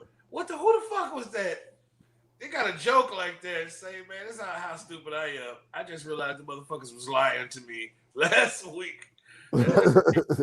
May have not been Mr. and Mrs. Smith or some shit. Nigga was telling the story. He said he met some motherfuckers with, he was a shorty, and he called him fucking. And they said the name was Mrs. and Miss Smith. He said, you know, it just occurred to me last week. Names may have not been Mr. and Mrs. Smith. Right. Mm-mm. Hey, look, I ain't gonna tell you how old I was when I realized that my uncle wasn't rolling cigarettes. Damn. On the table. Here's the thing. I was way too old. Hey, this is the craziest shit. Now that you mentioned that, this is about instincts and children. My uncle used to do a lot of shady shit, right? I had no idea what any of these shady things were, but because I knew he was shady, I just didn't trust none of the shit he was doing. And so now I have this vivid memory in my mind of my uncle baking something in the fucking oven. And at this point, 30 years, some odd years later, I think he was decarboxylating weed. Because the whole house stank. And I remember these green little patties he had in the oven. Nigga said if you want to speed the process up a little bit, you put the oven at a good 245, I'm 250. trying to tell you. And you know how when a motherfucker is up to something in front of a kid, they kind of got this goofy ass grin. Hey, no. You know what I'm saying? Don't look at what I'm doing, just look at how I sound. Hey, I'm goofy. Don't watch the crack. Yeah. So that kind of what happened. And now it's like, I think that nigga was decarbing fucking weed that day. Like, but as in my 6-year-old mind, I'm just like, it's stinking here. This nigga's shady. That shit is shady. That's now I gotta ask, what age were you when it dawned on you? Man, that motherfucker was. What age did that kick in? Like 5 years ago, probably. Oh, okay. So I don't feel so bad because I was I was well into my 30s.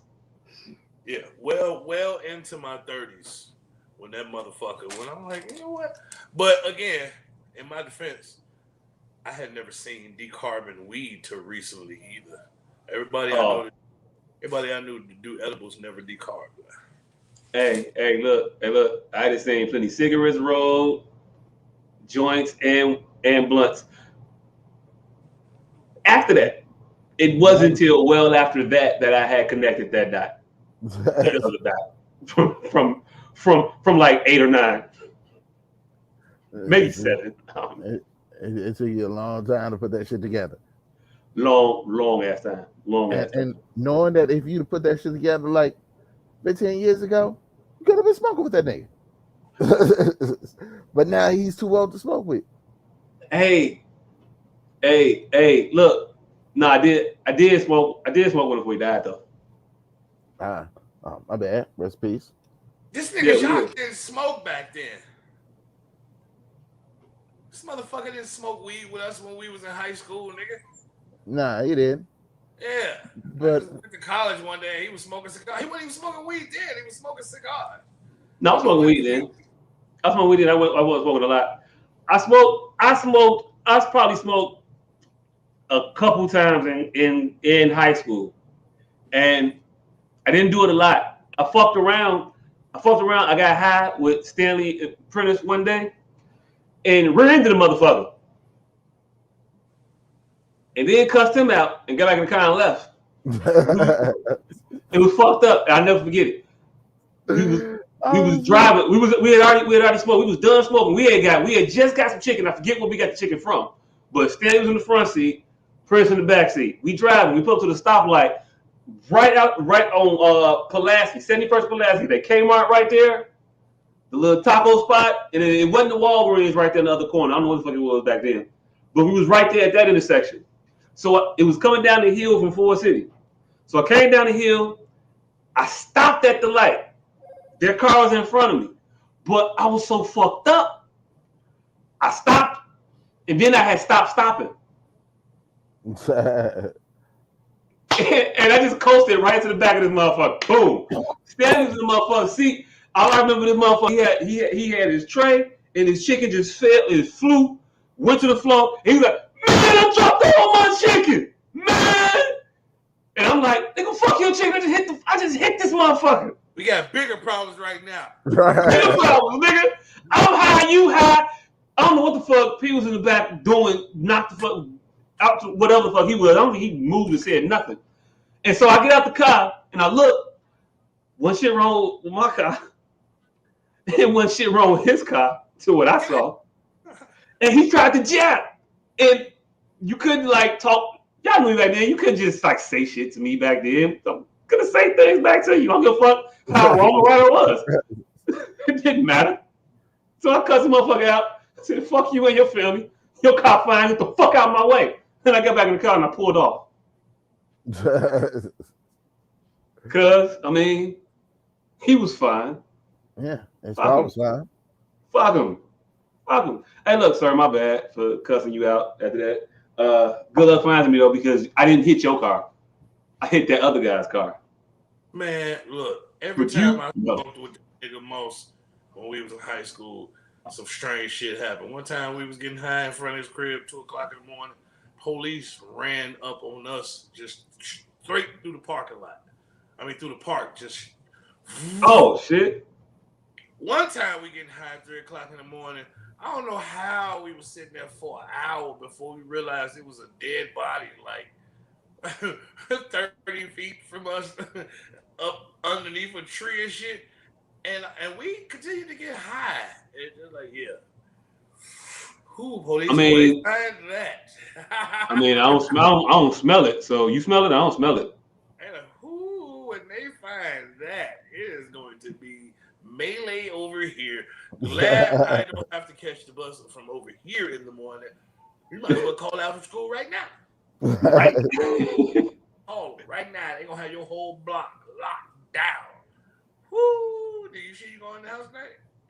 Want to come to my house? You ain't going to school. You go to the house tonight. Just a dead body up against the tree. Mm-hmm. The things we saw in our youth, that was motherfucker. Shit. What else we got, sir? On the docket. All right. Up next. Speaking of dockets, there was a Louisiana judge who was in a bit of hot water this week. Let me pull up this information. I'm already there. All right.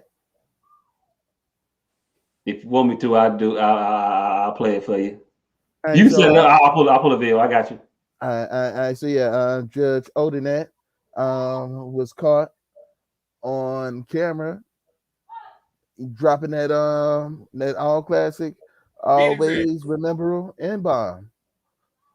She was beat his ass. Beat his ass. Mom's yelling, I was trying to find a way to not play it until I was ready to play it. Nope, there is no way. There is no way. That motherfucker came right on. Whoop, I'm here now.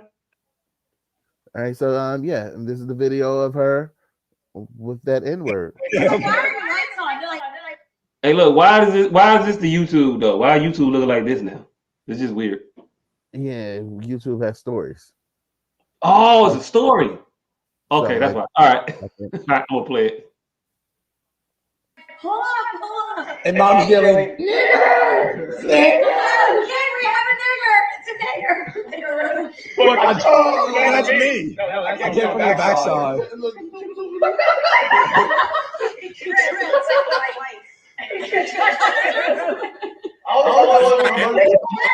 Kenny was standing. I'm the one that took him down. Kenny's just standing there. Can y'all hear it? Wallet. Yeah.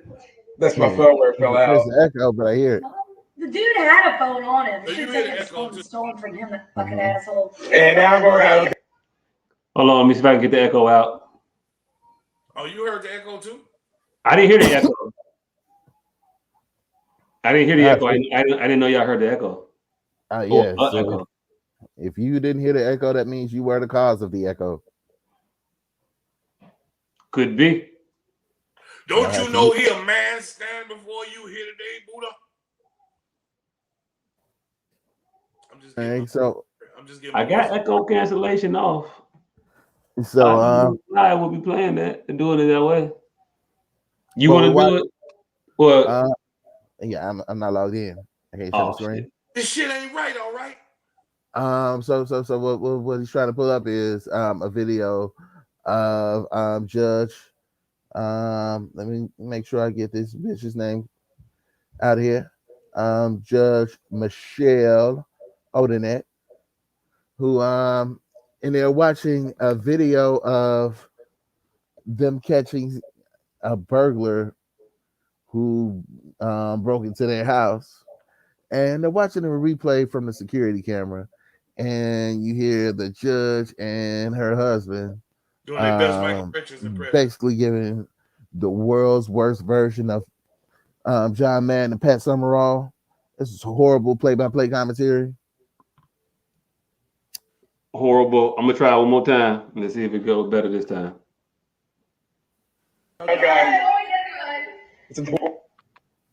Oh damn, that was the end of it. And Mom's yelling, nigger! Look, that's me. No, that's I came from the backside. He trips. That's me. Kenny was standing. I'm the one that took him down. Kenny's just standing there. He lied. That was his wallet. Yeah.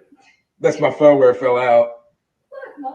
The dude had a phone on him. They should have taken his phone and stolen from him, that fucking asshole. And now I'm going to grab a gun. Get the gun. It's important. Okay. So yeah, was it better that time? No, it was still echo. But, but we. I could have said it. Let the whole video play. I mean, we got the gist of it though. So yeah, it's her and her husband yelling, "We got a nigger," and then Judge, well, hopefully future former Judge Odenet yelling, "We got a nigger. They're just like roaches." Nigger, it's a nigger. Hey, look. It's not just the judge. It's an entire family of cracker-ass crackers. It wasn't. Look at him. Look at this motherfucker. Look at this asshole. Look at this jerk. Look at this criminal. None of that.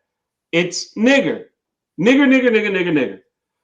It's sad that these motherfuckers got so much hate in their fucking heart that they willing to fucking condemn each other. Like, she was clearly only talking around what she thought to be loved ones. Mm-hmm. Oh, Oh, that's the whole other part of it. Who did she piss off in her family to get this Ring doorbell video footage review session leaked to the internet? Yeah. Yeah, there is definitely somebody in that inner circle that does not fuck with her. And now I'm pretty sure she's sitting back looking at the video, looking at the angle of the video, and remembering who was standing behind her in that one spot that day. Hey, look, she knew there wasn't no covert spy in that motherfucker. Little Bobby wasn't planning this shit. Oh, wait, they didn't have a nigger rant. Wait, let me get this leverage. No, that wasn't what it was. That bitch is out there regular nigger Tuesday. Yeah. Yeah, it's no doubt this was a regular occurrence. Like right. this wasn't a long sting operation. Not a sting operation. Not a long. No covertness was done. They had to splinter cell this bitch. This would have been the shortest season of The Wire ever. Man, Joe. Look, when the mother calls you, hello 911. Now it's a black. Dude, we gotta wrap this shit up. Right. This there wouldn't have been much theme music. It's fun. It's funny to laugh and joke about, but I am interested to know more about this one. I know shit about her as an individual. Like, is she one of the good ones? She's in the blackest state, goddamn it, in the union. And is she one of the good ones? This is one of the questions.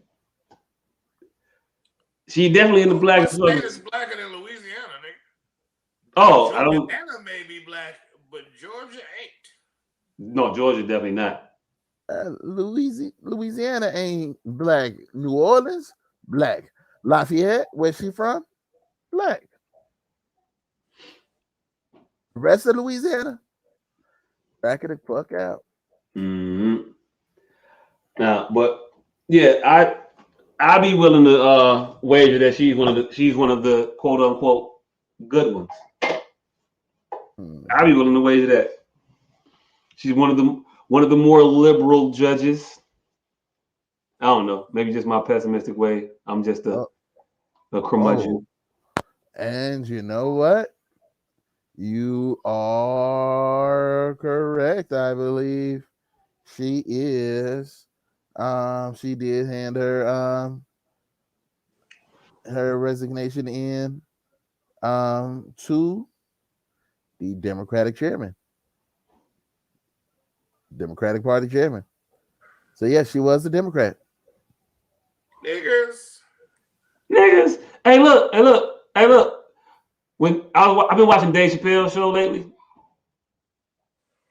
You know when he said a lot of shit. No. I'm sorry. She is a Republican. Hey, don't matter. when he said a lot of shit, he be meaning it. Niggas, wake up. Niggas, wake the fuck. I don't know. If she's one of the Republicans and one of the bad ones, I don't know. This is where we at now. Republicans is good. Republicans is bad. Democrats are good, even though they all fucking bad. She's one of them.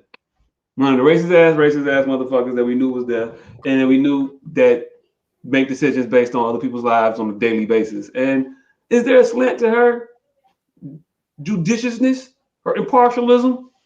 Yeah, there is.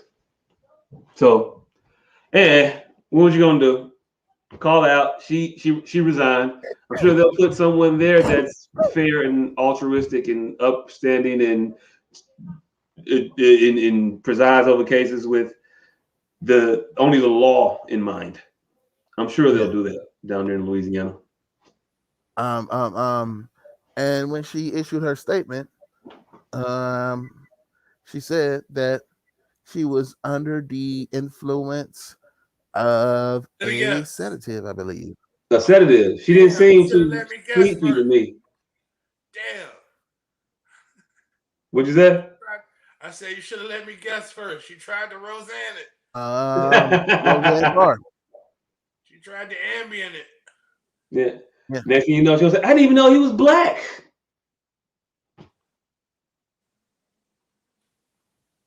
Yeah, she blamed it on medicine.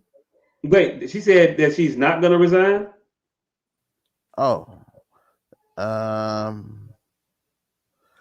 I'm looking at a story that says that she won't be removed unless she resigns. Oh, maybe she didn't resign at first, and then she later thought maybe it's not the best thing for me to be here anymore. They told me I got to go. Call Bobby They said Rush. I got caught out loud saying the quiet part out loud too loudly. She called Bobby Rush. Bobby, what I'm gonna do, baby? I don't know, baby. Sound like it's over. And then there's the other point of, all right, so if she was under a sedative and slid that N-word out, what was her husband on that made him accidentally drop that N-word? What was his excuse? He was just repeating. Hey, not a person in the room sounded like they didn't hear dear old mom say that a time or two before. Right. Like, it was no part of that conversation that felt like it was like, oh shit, did she just say what? Wait, what? Like, when the couple take their incoherent son after the doctor's visit, cussing and rambling on, and they reacted like, oh my God, don't say that. There was another couple when their son was drugged finna go to surgery. He was talking all wild, and the father was like, "Oh my God, son, Brad, wait a minute, don't say that, Brad. No, if Brad wasn't saying no racist shit, Brad was just saying all wild shit. But hey, look, when your mom is being racist and we record, hey, mom, that's a little too far, mom. We were all having fun, it was a nice little fun. We were just being prejudiced over here, but you just got racist. We didn't want to get racist." Like, there was none of that. There was none of that. None of that. You got the power to affect people's futures. So you're a racist. See, I'm just prejudiced. I go to NYU. I can't do nothing with these niggas. They be whipping my ass in the track. No, I'm just prejudiced. See, you racist. Are there woke racists with levels? Yes. Like, I can't affect policy, mama. So I'm just prejudiced. You are a federal judge. You are a racist, lady. You are sending these niggas to jail. You are sending these niggas to jail. I'm just wishing hell on them. We're not the same. I just wish a nigga would. As the niggas say, we are not the same. As such, I will videotape you and put it out to TMZ because you are a monster. Mother. Mm-hmm. When I say nigga, I just be joking. I say nigga. You said it a little differently than I said. Yeah. It's a motherfucker though. Hey, did y'all see that video of Daryl? Did we play that? Which one? The Daryl Lindahl video. Oh yeah. We played that? Okay. I don't know if we played it, but we've watched it multiple times. It's all a blur, but I think we did play it. Okay, good. That shit was hard. I wanted that to be in the world, definitively. Right. Yeah. Fuck that racist ass judge. We know she racist. We know judges is racist out this motherfucker. When we say systemic racism exists, this is what the fuck we talking about. This is the shit that we mean. I mean, the people that are put in these positions also carry this tinge, this hint, this predisposition towards racism with them, and it can be seen throughout everything they do, whether it's sitting on the bench or chilling around the crib with the family, roasting a criminal coming to your house. Hey, look, whatever the fuck you do, you can find the shit at. It's in the wholesomest of family activities. Yeah, it's not like she left. She's leaving a racism at home when she comes to work. Let me say, only role she changes is the white one for the black one. That's it. Indeed, I like that. Yes, just change the white one for the black one, and that's the only time that she likes the black ones. Only time. Yeah. What else we got going on in the world today? We have we were having the Chris Brown debate. Discussion. So we're gonna get to that. All right, so we were trying to figure out which generation does Chris Brown belong to. Like, is he part of that 90s era of R&B? Or is he the first of the internet R&B motherfuckers? Okay, that's posing a little bit differently than what it was to me at first. Because the internet R&B motherfuckers, I think, is different than just the newer age and our age R&B. I didn't think Chris Brown was our generation. Nah, yeah. But our generation is the generation before the internet motherfuckers. I wouldn't put Chris Brown in the generation of the internet like artists though. I'm using I'm using generations in musically. You know what I'm saying? Not like our generation, because I'm in the same generation as a bunch of my younger cousins, and the motherfuckers is in their 20s, and they damn near 30 now, a lot of them. But I'm 40. But we're the same generation, but we're different generationally. You know what I'm saying? Mm-hmm. So I'm putting it into those micro generations. Like Pop is a different generation of rapper than Nelly. But them niggas is probably like, what, 6 years apart in age? You know what I'm saying? Mm-hmm. So shit like that. That's what I mean. All right. I think I decided that, well, my shit was he's not a part of of our generation because he was he was too young to be in our generation. Right. That's what I say. I think the age of the artist has a part to play in us embracing them into our I don't know. I don't know. Generationality. I think so. I don't know. Chris Brown didn't come out in the 90s. He came out in the early 2000s. Mm-hmm. And it wasn't through internet. Like, he had physical CDs too. So I wouldn't say internet. Yeah, he had physical CDs, but like, all right, so his first song was what? Running? Yeah. Running? Yes. And he that was a song with Jewels. Yep. That was a song with a music motherfucking professional in here. With Santana. Now, Santana was probably the last of our generation, and he barely got in. 50 Cent was the last of our generation, if that's the case. He definitely came after Santana. Yeah.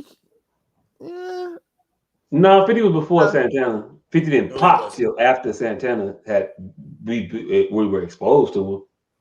It's about Jewels, right? Yeah. Yes. Yeah. So if that's the case, is Bow Wow our generation? Exactly. No. See, this conversation is like a motherfucker. No, he's not though. So y'all going by age, not by when they came out. I'm going by age and subject matter. It's not a black and white. It's a gray. You know, it's like pornography. You know it when you feel it. Like Bow Wow's not my generation. What'd you say? Know it when you see it. John going by age. Watch everybody he says gonna be young versus old, no matter what the argument is. And he's gonna come up with a logical reason. Because if fucking Chris Brown and Bow Wow ain't from our generation, then T-Pain definitely ain't. I can understand that because the only reason Michael T-Pain Jackson would be from our generation is because of his age. Well, I said this, and I'll say it again. I don't know why I said it. I could have just act like this was just a brand new thought.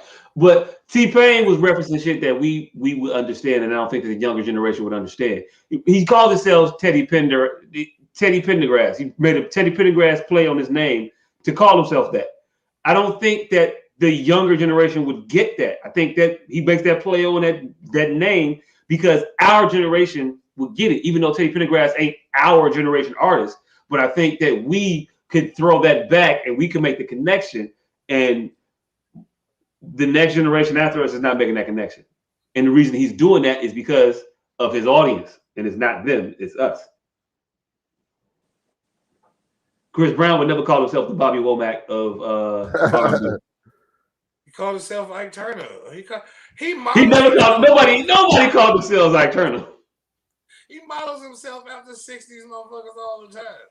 So again, your willingness, your unwillingness to relinquish this shit is because of T-Pain's age. He calls himself Chris Breezy. I don't know any other.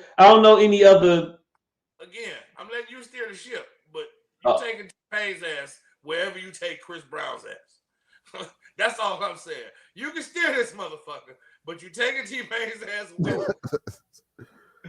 Taking T-Pain, I'm dropping Chris Brown ass right the fuck off around the corner. Not going. This is why I introduced Chris Brown as the subject matter, because he makes it so much more interesting. Because then you have motherfuckers like Trey Songz.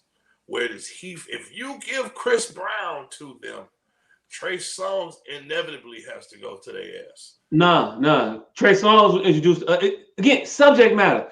Trey Songz came to us getting off work, talking about I work the night shift and shit. He had real life adult problems. He had more problems. I was just going to school. This nigga had a whole baby. He had a job and shit. That ain't shit Chris Brown was singing about. He was singing about algebra classes. I wasn't relating to that motherfucker. Although it didn't have the same problems Trey had, but it seemed more adult. It was more grown up shit. I felt him more. Just gotta make it. Yeah, nigga. Responsibilities. Because he had an old soul. I don't give a shit. So did Jacquees. All I'm saying is, and I think Chris Brown and Trey Songz probably the same damn age. That's what I'm telling you. Probably. So it's not necessarily just about age. I know that. No, but you said I was gonna be on that type of time, and I'm telling you, I'm not. It's not strictly about the age of the artist. It's not. It's just you get a feel. You get a feel. Trey Songz just feels more grown up than Chris Brown when it came out. That will make him part of our generation because he had a feeling. Yes. So. Yes. Then when do you stop? When do you stop letting motherfuckers in because of their feeling? Is Jasmine Sullivan part of our generation because she got a feeling? No, she's not. That's what I'm saying. So your metric again is getting fucking. Hey look. I don't know at what age that you are just past the artist. I don't know. Outside of your formative years, I would probably presume maybe somewhere around there. When you stop making those type of connections in your youth, I would think. So maybe your generation is the type of music that the shit that you have strict ownership of is probably the music from when you were, I want to say maybe 14, 15 to maybe 24, 25. I think you got a problem with Chris Brown because he be beating bitches up. Hey, look, I have no problems with Chris Brown. I don't think you a woman beater because you beat a woman. Now the next bitch you beat, yeah. Or hey, look, you beat her on Tuesday and Thursday and Friday, you a woman beater. But if you just hit her on Tuesday 17 times or whatever, I'm giving you insanity plea. So again, I'm giving you that. Let me divulge why this all began. Because this maybe it gets some insight into where this question really lies in my mind. So I was riding down the street and I'm singing Nothing But a G Thing. And I'm doing the cussing version, but it's on the radio. So of course. Mix matches songs. And I recall that this time I was riding. Now you ain't with that shit, Lieutenant. Oh no, you talking about the G thing. Yeah. Right. So I recall this time I was riding one of the homies, me, him, and this girl in the car, and something similar happened. And she sings the cussing version, and he sings the radio edit. I'm like, she's the captain now, right? And so it then begs the question, like, damn, Snoop been relevant for quite some time. And then I'm like, in my mind, I instantly wanted to go, he's the only, and then I think LL, DJ Quick. I started rattling off motherfuckers from back then, that Ice Cube, that's still relevant to this day. I'm like, damn, we got a lot of motherfuckers. And then I start thinking about them. I'm like, I don't think they'll have that. I don't think they'll have an artist with the staying power like 4 decades later. And like if Ice Cube and LL drop a fucking classic within the next couple of years, they will have 5 decades. They will have crossed 5 decades with this shit. And I don't think, well, in my opinion, I haven't ran across any of these newer artists that I have a feeling will last that long. Not even a Bruno Mars, not even a Jasmine Sullivan. I don't think they have that type of staying power to be relevant for over 30 years. Okay. And I so don't. that begs the question, I think you're right about a Jasmine Sullivan. I don't think you're right about a Bruno Mars. Well, we can agree to disagree. And that brought me to Chris Brown. I'm like, all right, well, Chris Brown is their only one. And then I go, damn, well, is Chris Brown theirs? And that's where we got from this conversation. I'm like, damn, is Chris Brown theirs? Because I was just giving them Chris Brown. I'm like, Chris Brown is their only one. Like, he will have movies. It's not just music either. It's Chris Brown, movies, music. He's multifaceted. LL, fucking Ice Cube, them motherfuckers multifaceted. Bruno Mars, I believe, will dabble at some point, but I don't think he will have a 5-decade span of all of the shit. Like, not just music. He been here for a decade yet and ain't done a movie, motherfucker. Hey, look, he been here for a decade now, and he is still currently making music that sounds different, and he's evolving. And I think when you got an artist that evolves in the way like a Bruno does, they're gonna be here. So I think that might have been a bad, like if you'd have said a Miguel. Well, again, I just told you, Bruno has already missed the mark. He's been here a decade already and ain't made a movie, so he's already missed the mark. Hey, she said, all right, so Chris Brown is 32, Bruno is 36, and Jasmine is 34. Right. Damn. I was just ready to give the motherfuckers Chris Brown. And then I thought about it. Do they really get Chris Brown? That's where the conversation comes from. Do they really get Chris Brown? And I don't think so after giving further insight to it. Because they would have to get so much more. Trey Songz. Because generation is heavily weighted on time. So even though it's a nuanced question, most of their shit is dealing with time. Like the heaviest puck on the ladder is time. Hey, look, if that's the case, then I'm going back to my theory of your generation is the time when you were consuming music and you were the trendsetter, and that's the ages of 14, 15, and 24, 25. I'm giving you that decade. That's your decade. Now, what you saying, Candace? Oh, nothing. Go ahead. You definitely talking to.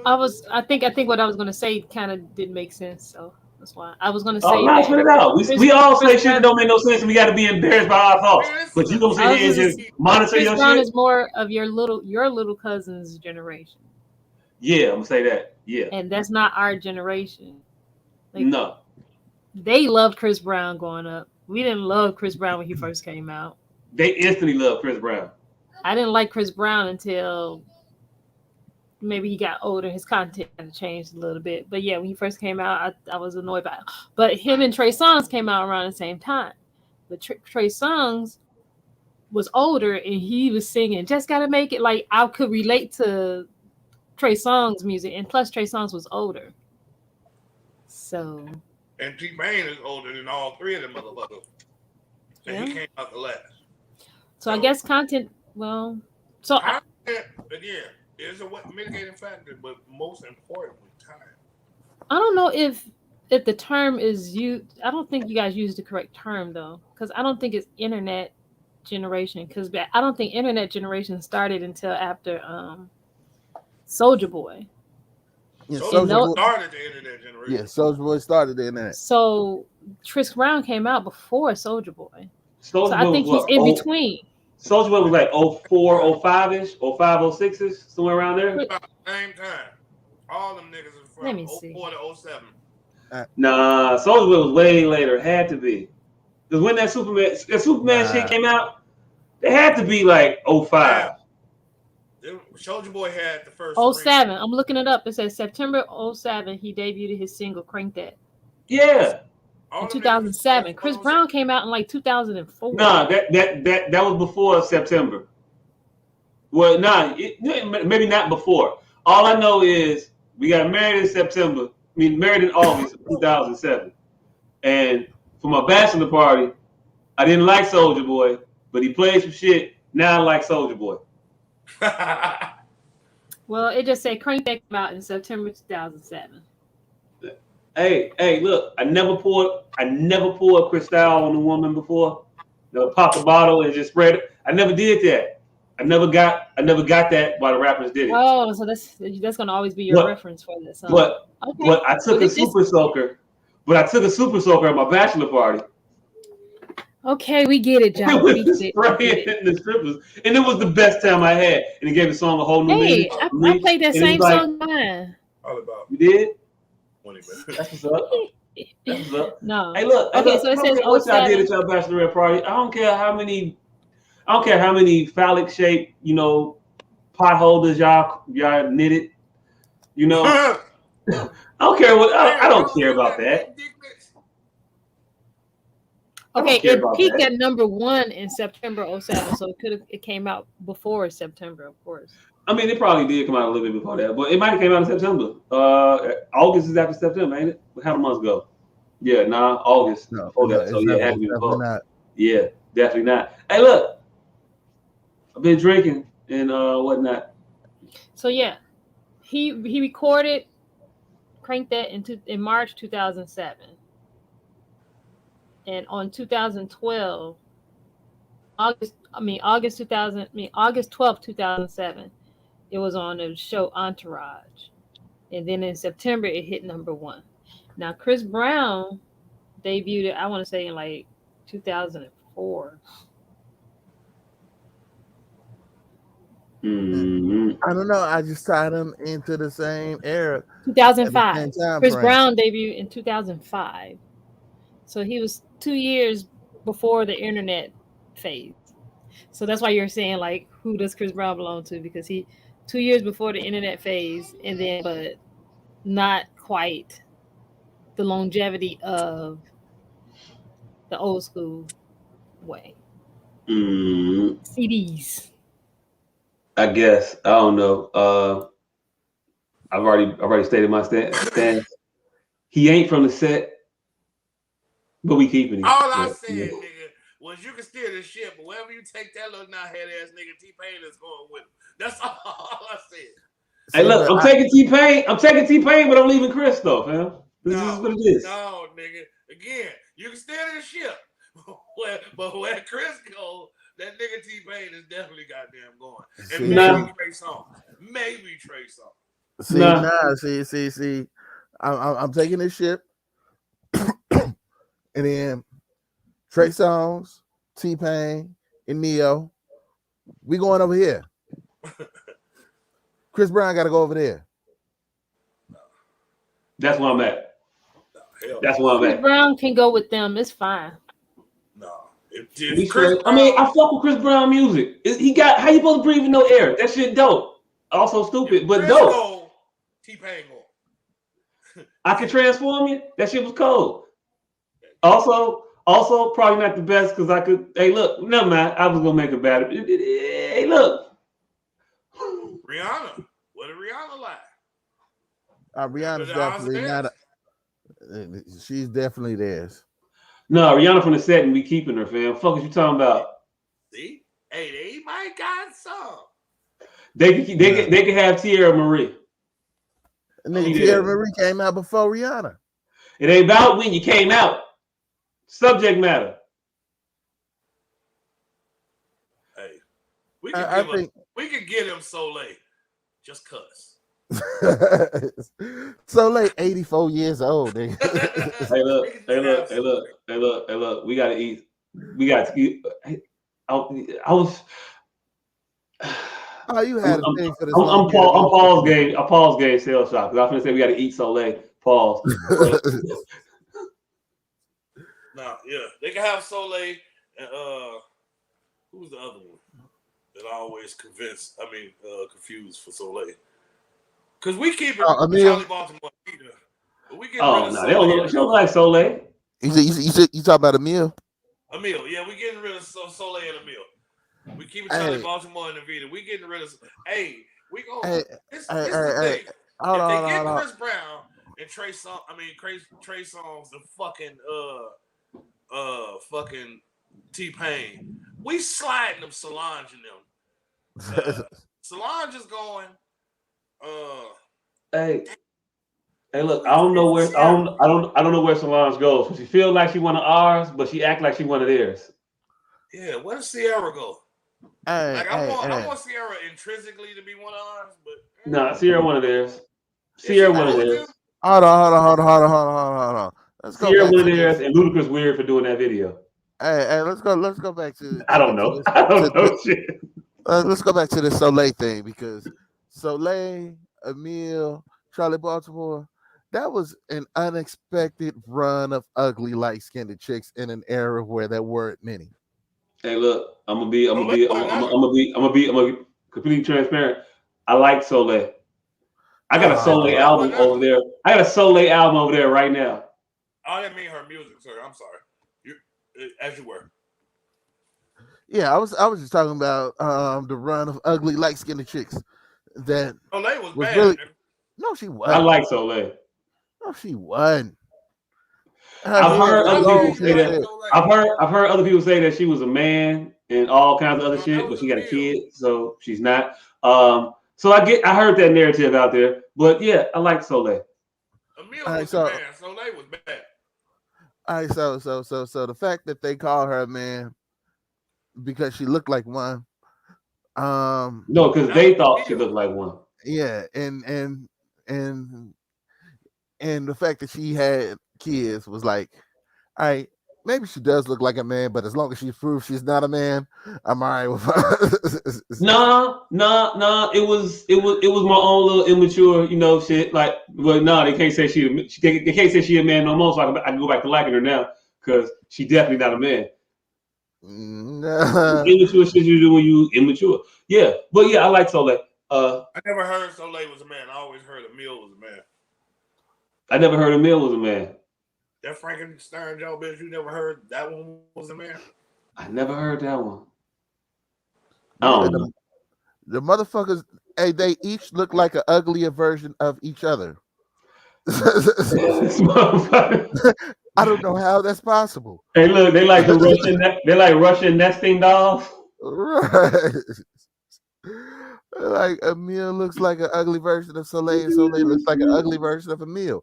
I don't know how that's even possible, but that's where we're at. That's where you're at, sir. I'm not there. I just had something funny to add on to it. I'm all about joke. I'm all about the joke. I'm gonna laugh.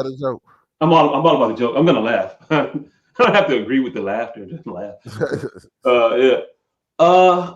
Shit. What else we got? It was something else I wanted to talk to you. I wanted to fight with y'all about, I think, but I don't know because I don't know what y'all thought about it. That video that the guy with no name put in the chat with the girl on TikTok. Yeah. I felt the way about that. All right. Hey, producer, if you want to play that, you can play that. Actually, it's not terribly long. Right, it was like a minute. Maybe. And it'll give me a chance to do some shit. And I'm gonna share it to her now. Okay. All right. So the discussion was about whether, once again, white people wanting to use black people words. I sent it to you on in your messenger, Candace. Check your messenger. And white people trying to invoke their privilege. Hey, to determine what everyone else can do. Here's the thing. Y'all might want to not. You niggas might want to not. Because most of y'all popular shit is by white folks. Understood the assignment? That was out of a fucking cat. Hey, look. Hey, I almost said your name. Put a pin in that. Let's listen to the girl talk right quick. And then let's come back to that thought. Don't forget that though. I want you to say that again. We can't hear it, by the way. So this creator created a stitch of my top 10 video. Y'all know the video, Black Women, Boundaries, Sis, all that kind of stuff. And it garnered a lot of attention, so much attention that people began to flood my comment section telling me that I was dumb, that I was stupid, that I was racist, that I was trying to gatekeep items from them. So I took time out to watch his video. And like the diligent college grad that I am, I took notes. So that way I can make sure that I correctly speak on what it is that you said, okay? So you and a lot of other people had a question as to why there is a boundary around cis to begin with by some Black women. You said, quote, if I told you not to say the word the, would you not have a problem with that? I think anyone would have a problem if you told them not to say like the second most used word in the English language. But let me explain it to you like this. In 2005, Dr. Janice Jackson did a study where she showed a group of elementary school age kids a clip of Sesame Street. In this clip, Cookie Monster is in bed sick, and Elmo is standing by his bedside with a plate of cookies. She asked these students, made up of both Black and white students, who is eating cookies? Everyone said Elmo. She then said, who be eating cookies? And the Black students said, Cookie Monster. Now, why did they change their answer? Because there is a nuance in African-American vernacular English known as the habitual be. It means that someone has a habit of doing something. Doesn't mean that they're doing it right now, but they usually are the one doing it. Cookie Monster is usually eating cookies, so he be eating cookies. Now, that is a nuance that you can only get if you are Black. Has nothing to do with being divisive, has nothing to do with gatekeeping, has nothing to do with racism. It has everything to do with the fact that people want to have proximity to Blackness, but they don't want to understand the nuances that come with being Black. You want the entertainment, the art, the fashion, the hair, but you don't want the social injustices, the microaggressions, the having to protect ourselves on any given single day.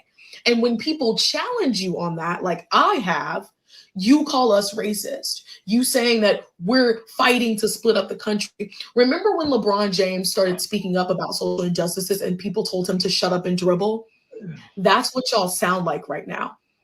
Because you want something that is readily accessible that Black people can give you, like entertainment. For example, the Megan Thee Stallion song, and when she says, don't call me sis because I'm not your sister. In my video, I said that y'all would never stop saying sis, even if Megan Thee Stallion told y'all not to. The creator of that stitch said Megan Thee Stallion would never tell these white people to stop saying sis because they are the biggest consumers of her music. And my question to you is, why do white people get to curate their own Black experiences when I don't get the same thing? I was born Black. I didn't choose this life. This life chose me. Why do they get to pick and choose the aspects of Blackness that they get to deal with? So this creator created a stitch of my top 10 videos. All right. Hey, I watched her video, and I took notes. I'm an astute thinking individual. 90% of what she said was bullshit in that video. Utter bullshit. Just self-righteous, dumb shit. Just bullshit. Bullshit. She ends the video standing on this old relic of a thought, speaking to that there's this singularity of Black experience. And she's trying to equate the entirety of the Black experience with use of microaggressions. Use of word. I say microaggressions. No, she said microaggressions. Oh. She just threw that on us. I'm like, microaggressions? You don't want to deal with the microaggressions. What? It's an what she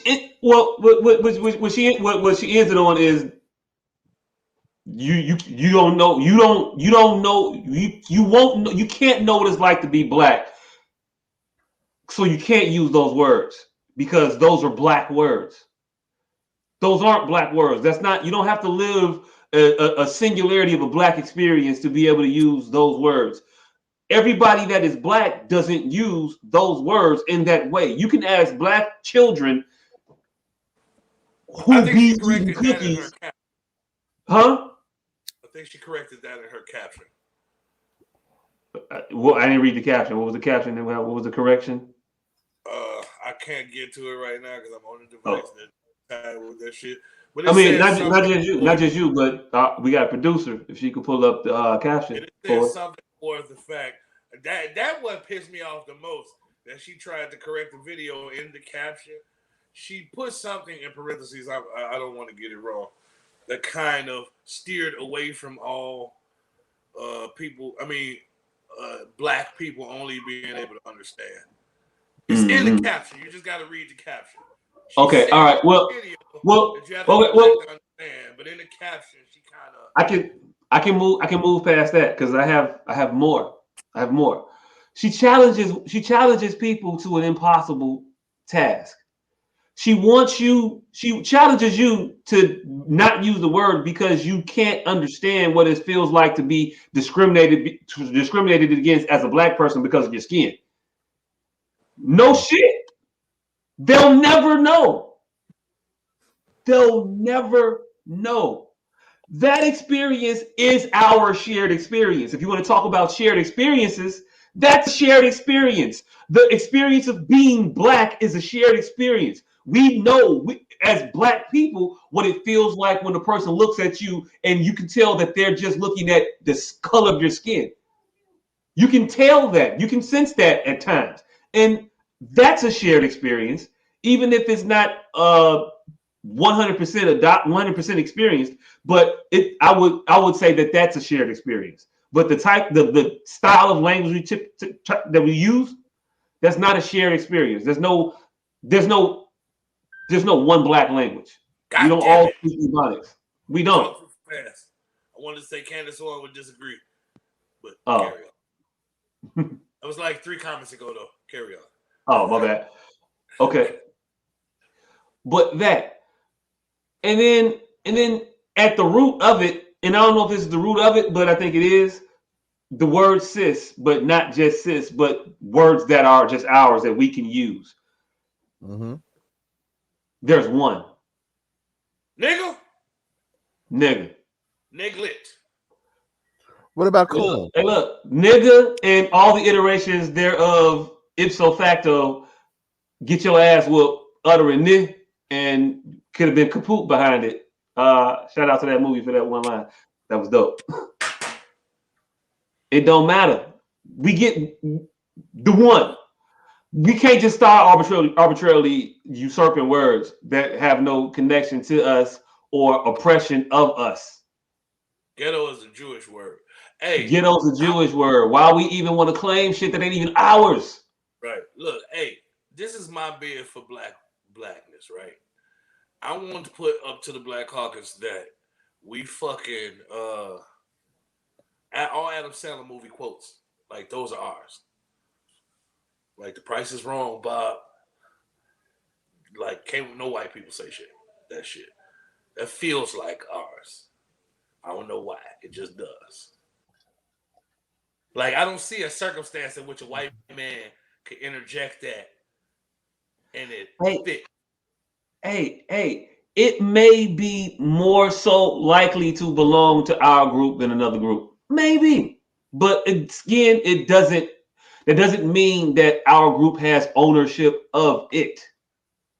And for it to be as arbitrary as the word cis, like they can't say cis. You have a problem with them saying cis at this point. How do you own cis? Did you start cis? Because cis doesn't sound like necessarily it was you in the beginning. Cis sounds more so country than anything. I think she meant in a certain connotation. Like what? Like my friend, a woman relating to another woman that they are close to, or share a bond with, whatever. Like the other videos, her caption might be in the other video. Is she meant in a derogatory manner, like checking a bitch? sis. I don't care how. I don't care how. Hey, look. Hey, look. Hey, look. Hey, low They key, could jack. all They these could. They could jack. They could jack your slang. They can. I know. Jay said, "Stop it, dog." I know what Jay said. I get it. low key, all ebonics is really just countries speak. Yeah. But it's from the set. And I'm And we keeping keep it. Why we got to keep that? Why is that Hey, do something? y'all we want? remember? Hey, no. Do y'all remember? Like we was, I think it was either 7th or 8th grade when they tried to induct that shit into like the real sphere. Ebonics. White folks was like, I remember a dictionary being talked about at a point. And white folks was like, we are not having that shit at all. So they just made it another language. Hey, I just want to say it's unnecessarily it's unnecessarily subcategorized. I don't know about unnecessarily. It is. It's just English. American English is the most fucked up way of talking about shit, and do shit ever. It's horrible. You hear them niggas from Baltimore, guarantee you gonna categorize that some shit as tangling, Hey, look. All this shit is just horrible English. Baltimore And make you consider all this shit a whole new language. Hey, Baltimore sound like they wet and sticky. Man, I was with you until they did that tangling, fangling shit in the last couple of years. So now, I'm with you. I'm an old codger too. Like, string them up, white people. Just start with Baltimore right now. Baltimore got my gib right now. What the fuck is it called? They got my gold. Hey, look. Which one of us did you just say you was with? Because the old codger. Okay, I just want to make sure you went with me. Because yeah. All right. Yeah. It's like, he just like, hey, look, string up the rest of Baltimore. String up Baltimore. Fuck them. Fuck Baltimore. String them up. I'm with you in the fact that she's reaching, but I don't think she's reaching that far as you think. I think she's reaching very far. I think she's unnecessarily reaching. I think this bitch is gonna pull a motherfucking muscle, and it's why. I think we sent the wrong first nigga up to. I think we sent the wrong Christmas addicts to. That's what it was. That nigga, he was making horrible points, and easy points to dissect. And I guarantee you, he wasn't the only commenter, but she chose the low-hanging fruit. Yeah. Yeah, stop saying the. All right. Hey, look. He was not good. He was not good with that particular. We see where you're going with that fair comparison, nigga. Sis ain't that regular. Nah. It's a definite thing. But again, who gives a fuck? Also, we all borrow from each other. I'm telling you, like I said, hey, you motherfuckers, it's a slippery slope because y'all really understanding the assignment right now. And that was a white lady talking about a fucking cat. But you niggas love understanding their assignment right now. That was about a white man actually throwing a cat in the air and the cat catching a fly. Hey, look, can we just all agree we can say dope shit and we could just all share dope shit that we say and only we can say nigga. That's it. Like the end. Like I just want to say that our understood the assignment is way flyer than theirs understood the assignment. Because they were literally, it's just a cat. And a lot of people were, everybody's cat apparently if you toss it in the air will catch a fly. So thousands of white people standing the assignment throwing cats in the air. Hey, look. At the end of the day, we all take this shit from gay men. And let's be honest, they speak the best of everybody. Lizzo found out the hard way. Hey. Gay men have it. Hey, look. How we let gay men come up with yes. Yes, it's so that's dope. I would rather be like yes over the yeah. What that shit? I don't want to say that like all the time. Come on, nigga. We peaked at Gia. I mean, Gia, no, Gia kind of played though. Yeah, like if they didn't fuck it up, that would be dope. For hey, look. How did we let Period get away? Huh? On Period. We didn't. First of all, it's not. You can't say that shit no more. No, they stole it, nigga. Hey, look, they stole it. We let it get away. We ain't steal it back. We ain't fight for it. We just let it go. We were already said period. Yeah, we already had point blank period. Right, but we got point blank period. But on period is yeah, nigga can't fuck with me. Period, nigga. Period. No, but on period. PIDD. Period. Nigga can't fuck with me. But on period. Hey, look, imagine a world where everybody can stack them on something. On period. What the fuck? You know what I'm saying? I don't know what the sign for period on period would be. I don't know, but either way, he won't shit. How you make a dot?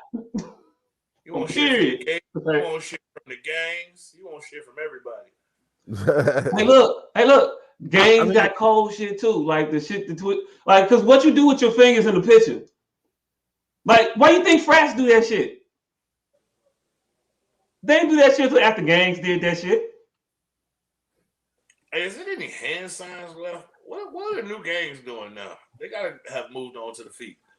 There can't be a single hand sign left.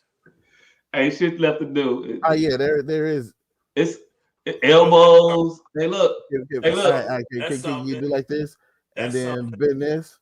That's something. Like, no, ain't nobody out here like this. No, nigga. at a point, you just looking like an amputee. All that shit is something. Everything you threw up just got us banned from YouTube. Nigga. Everything you threw up, yes, banned. Everything is something. That's the ripple from what's that smell? Dookie. Nigga, that's the ripple, nigga. There's got to be a few left. I'm gonna start a gang. Niggas, hey, look. Take it. Hey, look. I know. There's nothing cool. There's nothing unaffiliated you could throw up in a picture. Take it. There's nothing. I think this shit a game.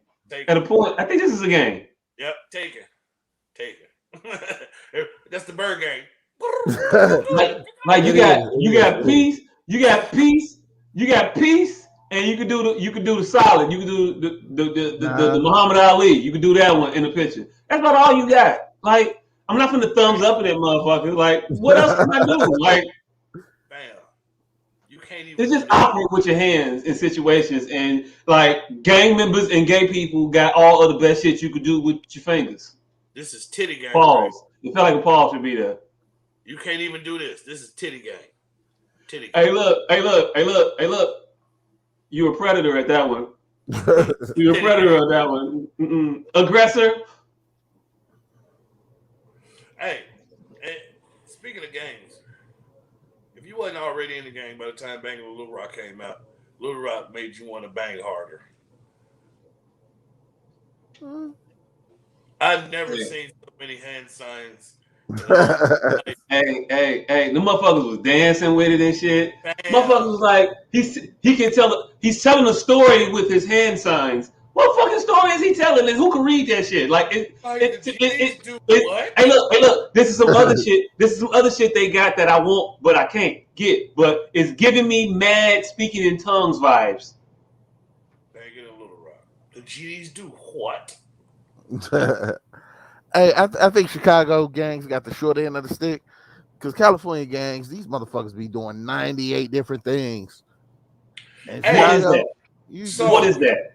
You speaking in tongues, fam, because you can't do that shit twice the same way. So yeah, you can't tell me what the fuck you just said. You never say this. You never know what the fuck you talking about. Nigga, So speaking in tongues. It's giving me speaking in tongue vibes. That shit's cold, fam. God That shit's damn. cold.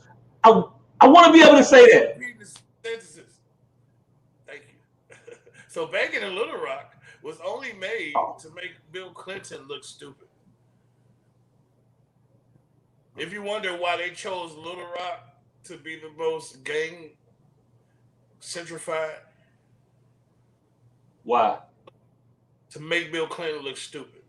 Oh, they hated that motherfucker, didn't they? They hated that nigga. They did not want that nigga in office at all.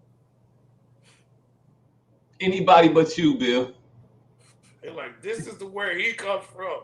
Don't put him in office. This is the shit. Look at this shit. His place is fucked up. He's got to do it with the gangs, with the Bloods and the Crips. It's horrible. It's horrible. I don't know. Shit. What else happened in the world this week, though, that we didn't get into? I think we covered everything that I wrote. We did. Bucktown talking about hiring their own private security firm. Oh yeah. Y'all hear about that shit? Yeah, I'm not like crackers just want to get another license to shoot niggas. Yeah. Yeah. It's like we want somebody to shoot these niggas. Well, we don't want to shoot these niggas. Hey, look. You tired of all of the hassles and the rigmarole the CPD is holding you down by? Taking your job for using your baton, violating rights? Come to Bucktown. We got you. I'm going to Bucktown just for them niggas to do something so I can shoot the shit out of one of them regular citizens. I found out a lot about the laws in the field of security, goddammit. I didn't know bouncers couldn't touch people at all. I mean, they do it. They do it.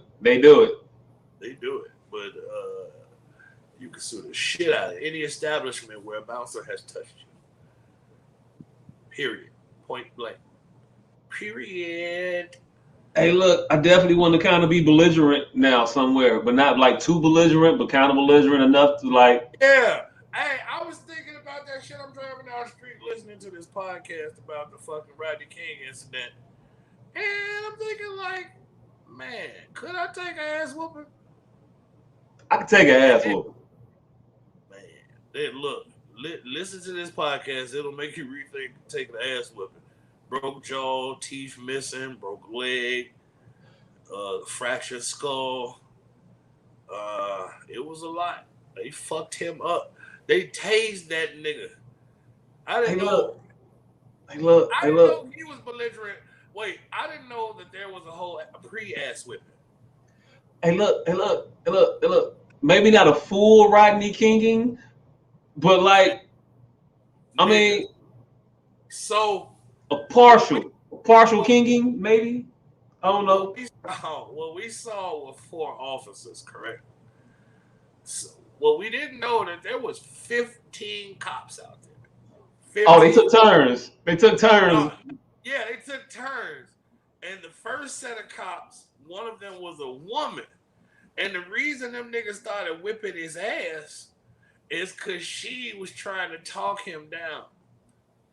And one of them 4 white boy, no, not even one of them. The white shirt was out there. Walked out and said, "Oh, we ain't gonna have this." He's doing an interview. Listen to all the old interviews. Because they was from different departments. It was the sheriffs out there and it was the LAPD out there. Mm-hmm. So the sheriff lady had tased his ass and nothing happened.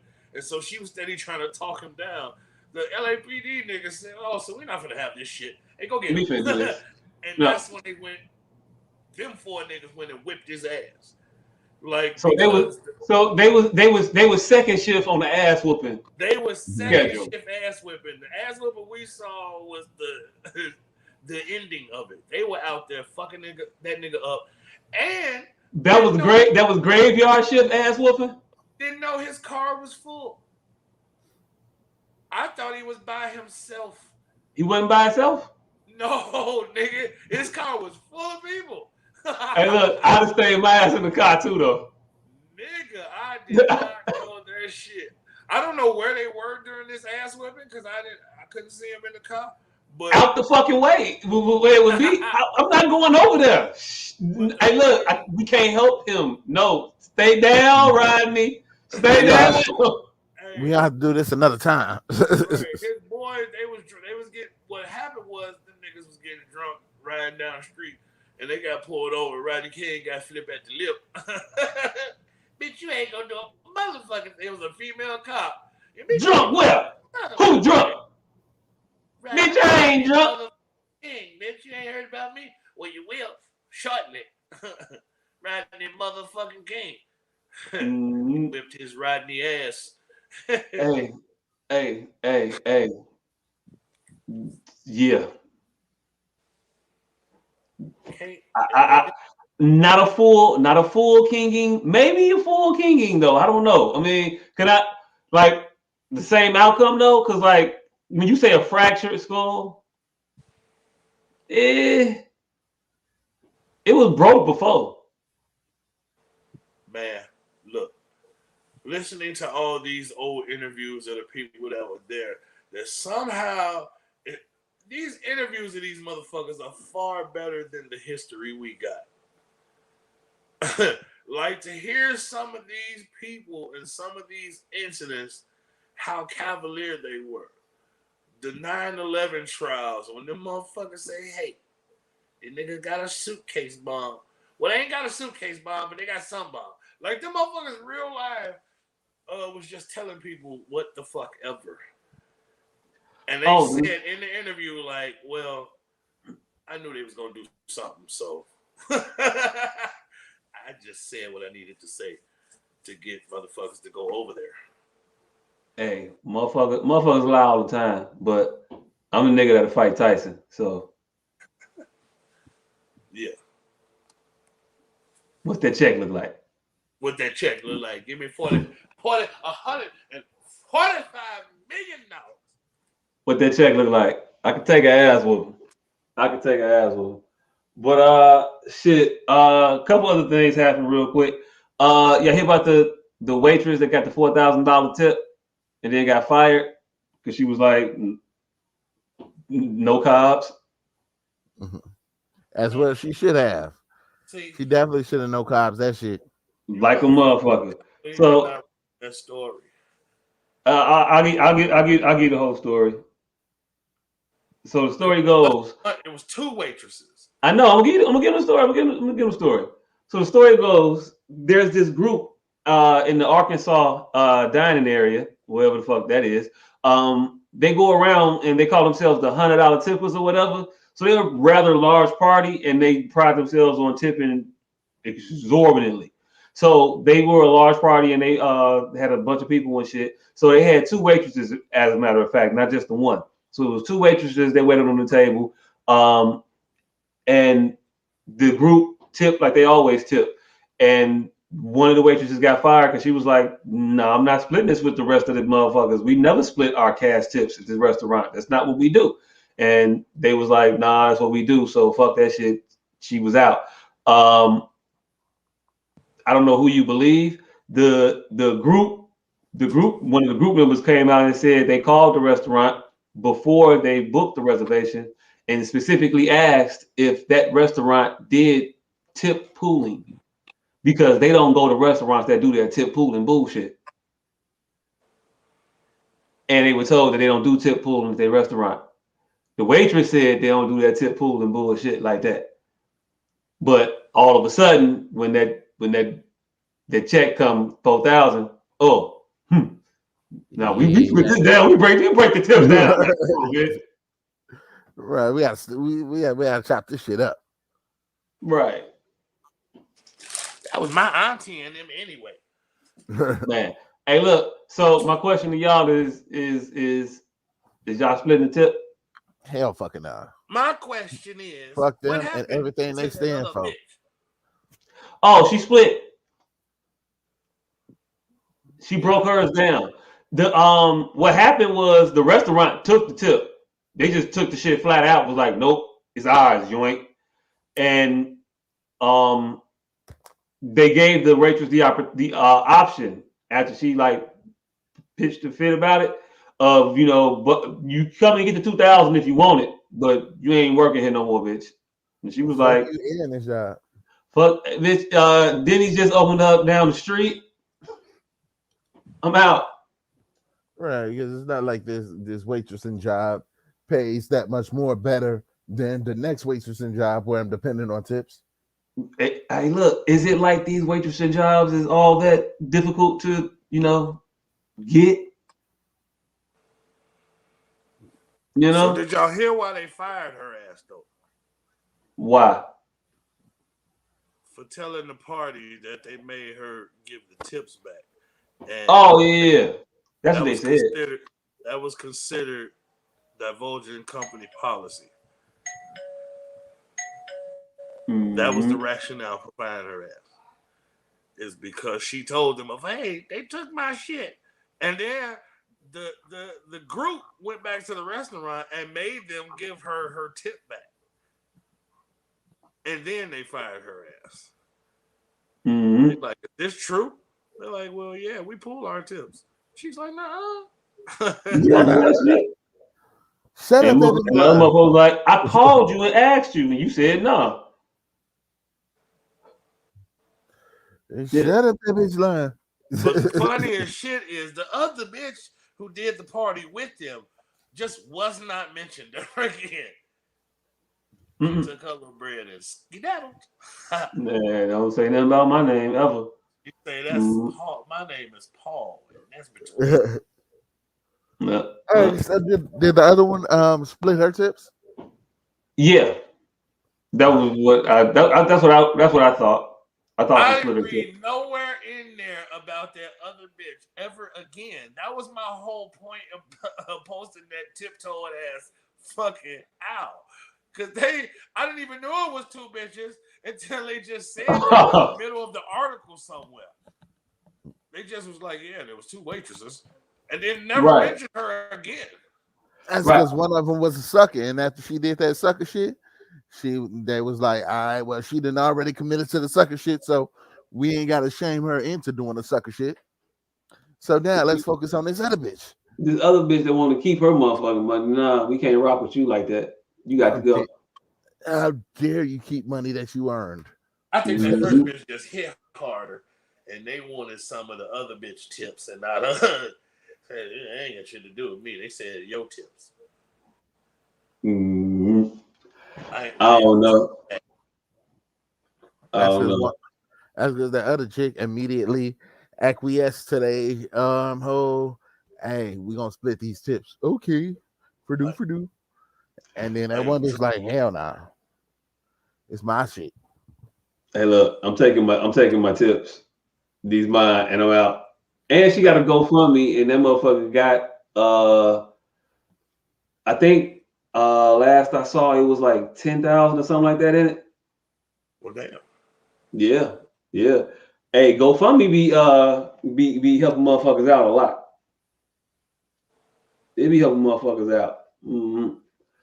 Oh, the other one I want to talk about real quick. Get your opinion on New Zealand. That wonderful, wonderful country across the river. You'll like this. You'll like this one, Dion.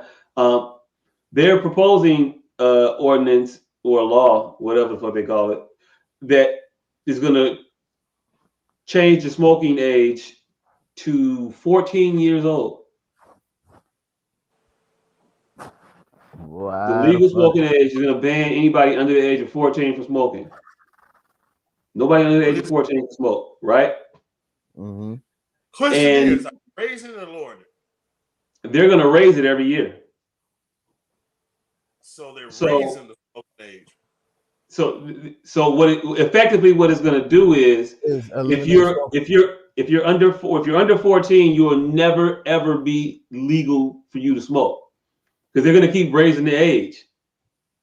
If you're above 14 now, you kind of grandfather in, so you can go ahead and you'll be able to smoke at a point.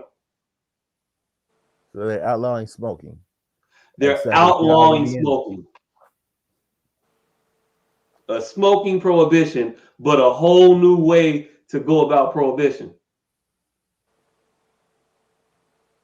You'll never have had it. That's interesting. I feel really shitty for the motherfucker who was born the day before the deadline. Well, the day after that deadline. Man. Like, you don't even get the option. No. Everybody else in your class that was born before the 3rd, they can smoke. But you? Nah. Sit back and wonder. Wonder for the rest of your life. But I see a lot of vapes in New Zealand future. Hey, look. I don't know. Hey, look, is the vapes worse than the smoking? That ain't smoking. I know that. It ain't, but hey, look, I don't know if it was actually just the smoking or the ban of nicotine products across the board either. But I don't know. I thought that was a rather interesting way to combat that problem.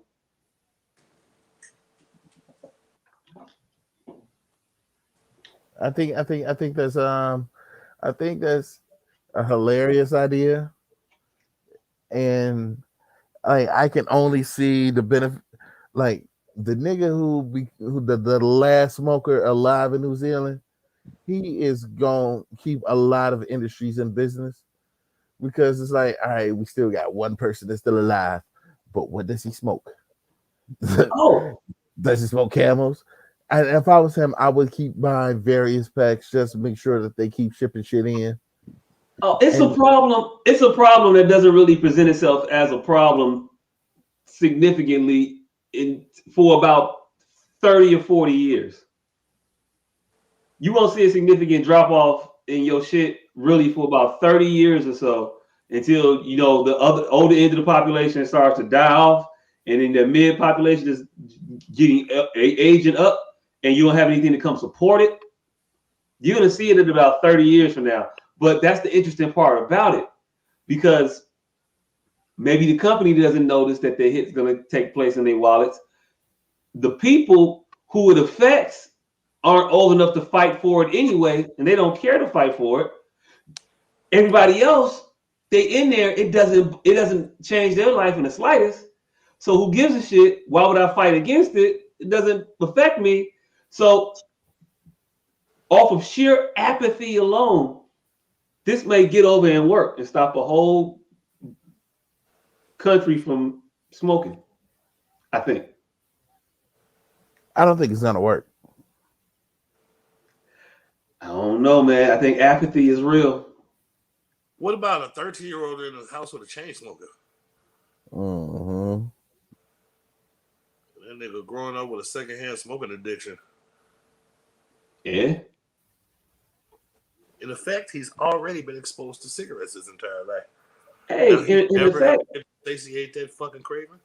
And in effect, he's probably gonna smoke. Maybe not. I don't know. But hey, you may not ever eradicate a thing, but you can statistically, get rid of it. Reduce it to such a significant number that it doesn't matter anymore. And I think you can do that with smoking. I wouldn't be mad at it. Because again, it doesn't affect me. Yeah, see, that's the thing. That's the thing. It's all about who it affects. And at this point, the people who it affect ain't really got much of a say so, because it's just fucking 13-year-olds. And would you feel like an asshole fighting for the right for a 13-year-old to one day get the opportunity to smoke? No, I wouldn't. Cigarettes. I would. And maybe because I don't smoke cigarettes. I never saw I don't understand cigarettes. I don't get it. Outside of being addicted, because you don't get high. Don't get high from smoking blacks. From a cigarette. Hey, you don't get high from smoking blacks. No. I stopped smoking those too. See, but at one point you did smoke them. I did. Yeah. I used to did. get high as hell smoking blacks. Mm-hmm. I used to get higher after smoking weed when I smoked blacks. It was some shit to like extend my weed smoking a black. I think it did. It was a good accompaniment to weed. Yeah. Hey, but hey, look. At a point, after riding my bike for so long, I took the training wheels off. Just saying. Just saying. Nah, but that was all. I ain't had nothing else. I just thought that was interesting. Those was two little stories that caught my attention. And I was like, hey. Motherfuckers were really complaining. I just saw people complaining about it. I thought that was interesting. Like, they're trying to save lives, and y'all mad. Why y'all mad? Y'all still can smoke. It's just the young niggas that can't smoke no more. I don't know. And the people who can't smoke will never get a chance to, including dude that was born the day before this ban hit. Hey, look, but again, fuck him. I can light up, right? And Holla just leaked a sex tape. Apparently, did we give Who? a fuck? I said y'all battle rap watching ass niggas. Hitman Holla just leaked a sex tape. Do we give a fuck? I don't give a fuck at all. I don't give a fuck about no nigga releasing a goddamn sex tape. I mean, knock yourself out. Sex tapes is like the new new promo video now. I mean,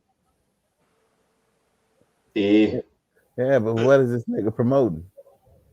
Oh, I don't know what the fuck he doing releasing. I don't know why a dude releases sex tape ever. I don't get that. But do your thing. Maybe somebody will give you a deal. It worked for Ray J and Kim Kardashian and Paris Hilton and Pamela. Hey, look, I think the sex tape thing only really works if we know the girl. Do we know the girl? I think Paris Hilton was always gonna be straight. Oh no, yeah. I think she was all. I don't think she needed the sex tape. I'm just saying that it increased her popularity. Yeah, she saw a benefit from it. Like, dudes don't really see a benefit from porn. Tommy Lee Jones. No, but he had Pamela. He was just riding the draft of Pamela. So he was in the Pamela wings. Yeah, he was in the Pamela wave. But you never heard of a sex tape spearheaded by a dude that did numbers, or that there was like a benefit. Because we seen as clowns for exposing the motherfuckers. Mm-hmm. Hey, but do your thing, homeboy. Hey, it was a chick on Real Housewives of Atlanta, Tammy something. She leaked not a sex tape, but some nudes on her Instagram. Do you know the motherfuckers was up for like a morning and then down, and they have not resurfaced since? So Tammy Roman? Nah, not Tammy Roman. This is a Atlanta housewife chick. I don't know her name. She was one of the ones that was supposed to be messing with the stripper with Portia, but not Portia. But yeah, she had some news up, and the motherfuckers is off. I ain't never heard of a motherfucker taking their nude pictures off the internet.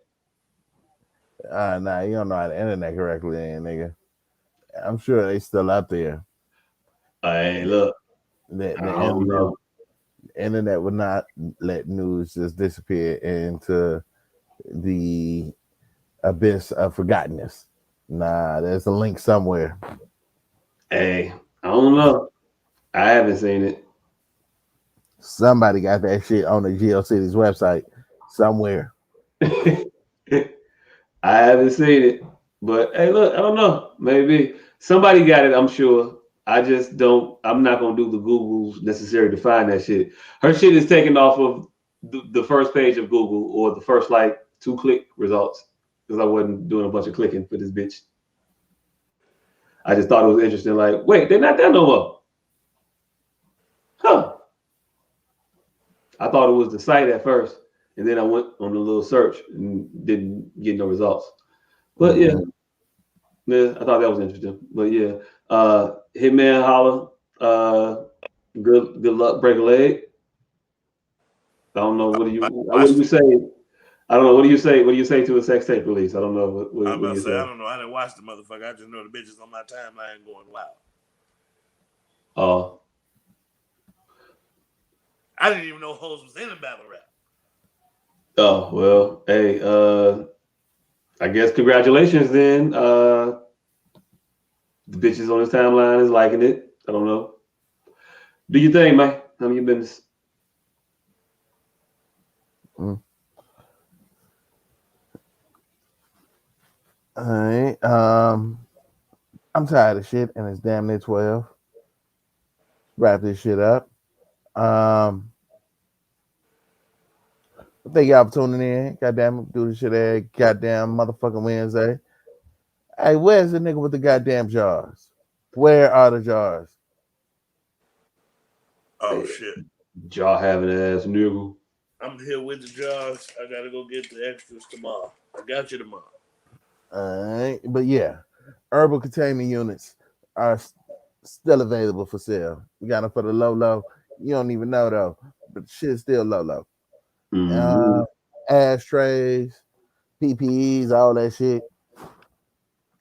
Candles coming real soon. Soon. Not in time for Hanukkah or your Christmas, sceneries or whatever, but soon. And then the new project that's coming out. April. Speak of the Devil. Speak of the Devil. Yeah. It'll be going on in the theater on the south side. North side, my bad. North side. There's gonna be a run of this show, so plenty of opportunities. Make sure you head up there and check this shit out. Maybe we'll give away some tickets. Probably not. You motherfuckers need to go home and buy some. Make sure to check out Ken's video Loud Silence on YouTube. Doing numbers, definitely doing numbers. And did you hear about the leopard that was horrible at hide and seek? Because it was always spotted. Hey, look. You know how you be driving, right? And like off in the distance, maybe like a mile away, you can see some shit. Mm-hmm. Hey, hey,